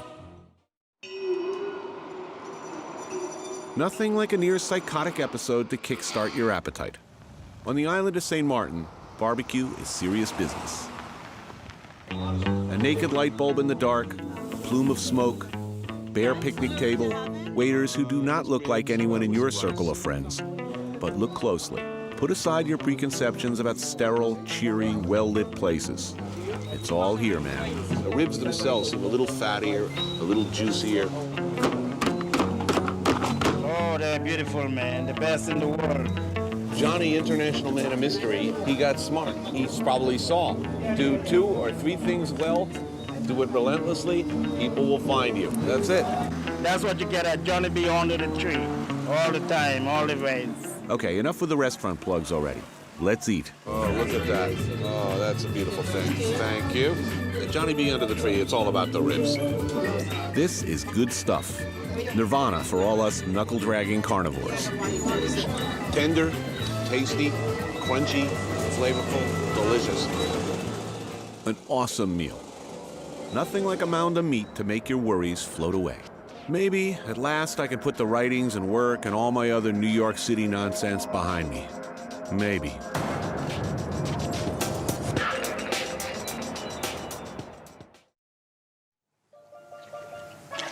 You know, no matter how beautiful it is down here and how long I spend, you know, I'm very aware of the fact that I'm a chronic New Yorker. You know, sort of a divided character. You know, I do feel its pull, even here. I gotta keep this island rhythm going, so I head over to the breakfast spot preferred by all true island denizens.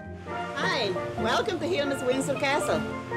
Hilma's somebody who really enjoys cooking and started experimenting at home with the best Johnny cake, which is the best saltfish, and started up a little joint operating out of an old clapped-out trailer, and quickly established herself as maybe the best breakfast, lunch, snack place on the island. But before I could have my morning Johnny cake, let's backtrack a bit. While I'm still sleeping off my hangover, Hilma and husband Naaman are back at their house, feverishly preparing the day's food. It's a race against time because I'm trying to get all these things done before 7:30. Canada soup. It's a family of the broccoli family. It's a green, something like spinach. This is beef. I also put pigtail and pickled pig snout. And some homemade cornmeal dumpling to top it off. The soup will cook about 15 to 20 minutes. The beef is pre-cooked. The pigtail is pre-cooked. It's just a matter of the pumpkin and the dumplings and everything getting mixed up together, cooking together. Next on the menu, another island staple, saltfish. This is my famous saltfish. It goes with the Johnny cake. Since it is very, very salty, I cut it in little chunks and put it to boil so the salt will get out very fast. A quick pan fry of some peppers and onions, and it's good to go.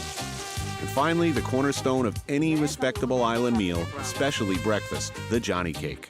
Naaman handles mixing up the batter. The Johnny cake, as he said, with baking powder, salt and water, put a little bit of oil. It's very strenuous to knead all that dough. And he continued kneading and bring it to a certain texture. Because I teach him to do a lot of things in cooking. He never liked cooking. And now, sometimes he cooks better than me. That's correct.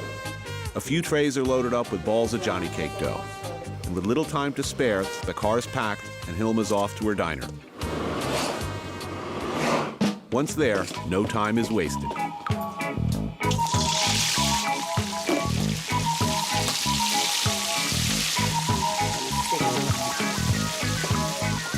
It's swelling. It's rising more and more, the more heat it gets. Now it's cooked. It's ready. It's all done just in time for the first customers. I'm usually one of them. Oh, yeah. This is what I want. Morning, Hilma. How you doing? Good now. Let me get a kalaloo soup. Okay. Johnny cake and saltfish sandwich. Everything is good here. Canada. Oh, man. That looks good. Oh, it's a beautiful thing. Okay, it's a departure from cold cereal. But this is great. This hits a spot first thing in the morning. And the hits keep on coming. While I plow through the soup, Hilma works on round two. This one is the Johnny cake with saltfish. Yeah, here we go. This is saltfish here. Thank you. Oh, look at that. The saltfish sandwich on a fresh Johnny cake. These Johnny cakes are unsurpassed on this island, by the way. This is the best. Made fresh every morning. That's good. Look at that. Fluffy, airy, beautiful Johnny cake. You know, all thoughts of my kitchen and my writing and any other responsibilities I might have are for the moment, blissfully banished from my consciousness. It's not just that this place is here, it's that it's here every day.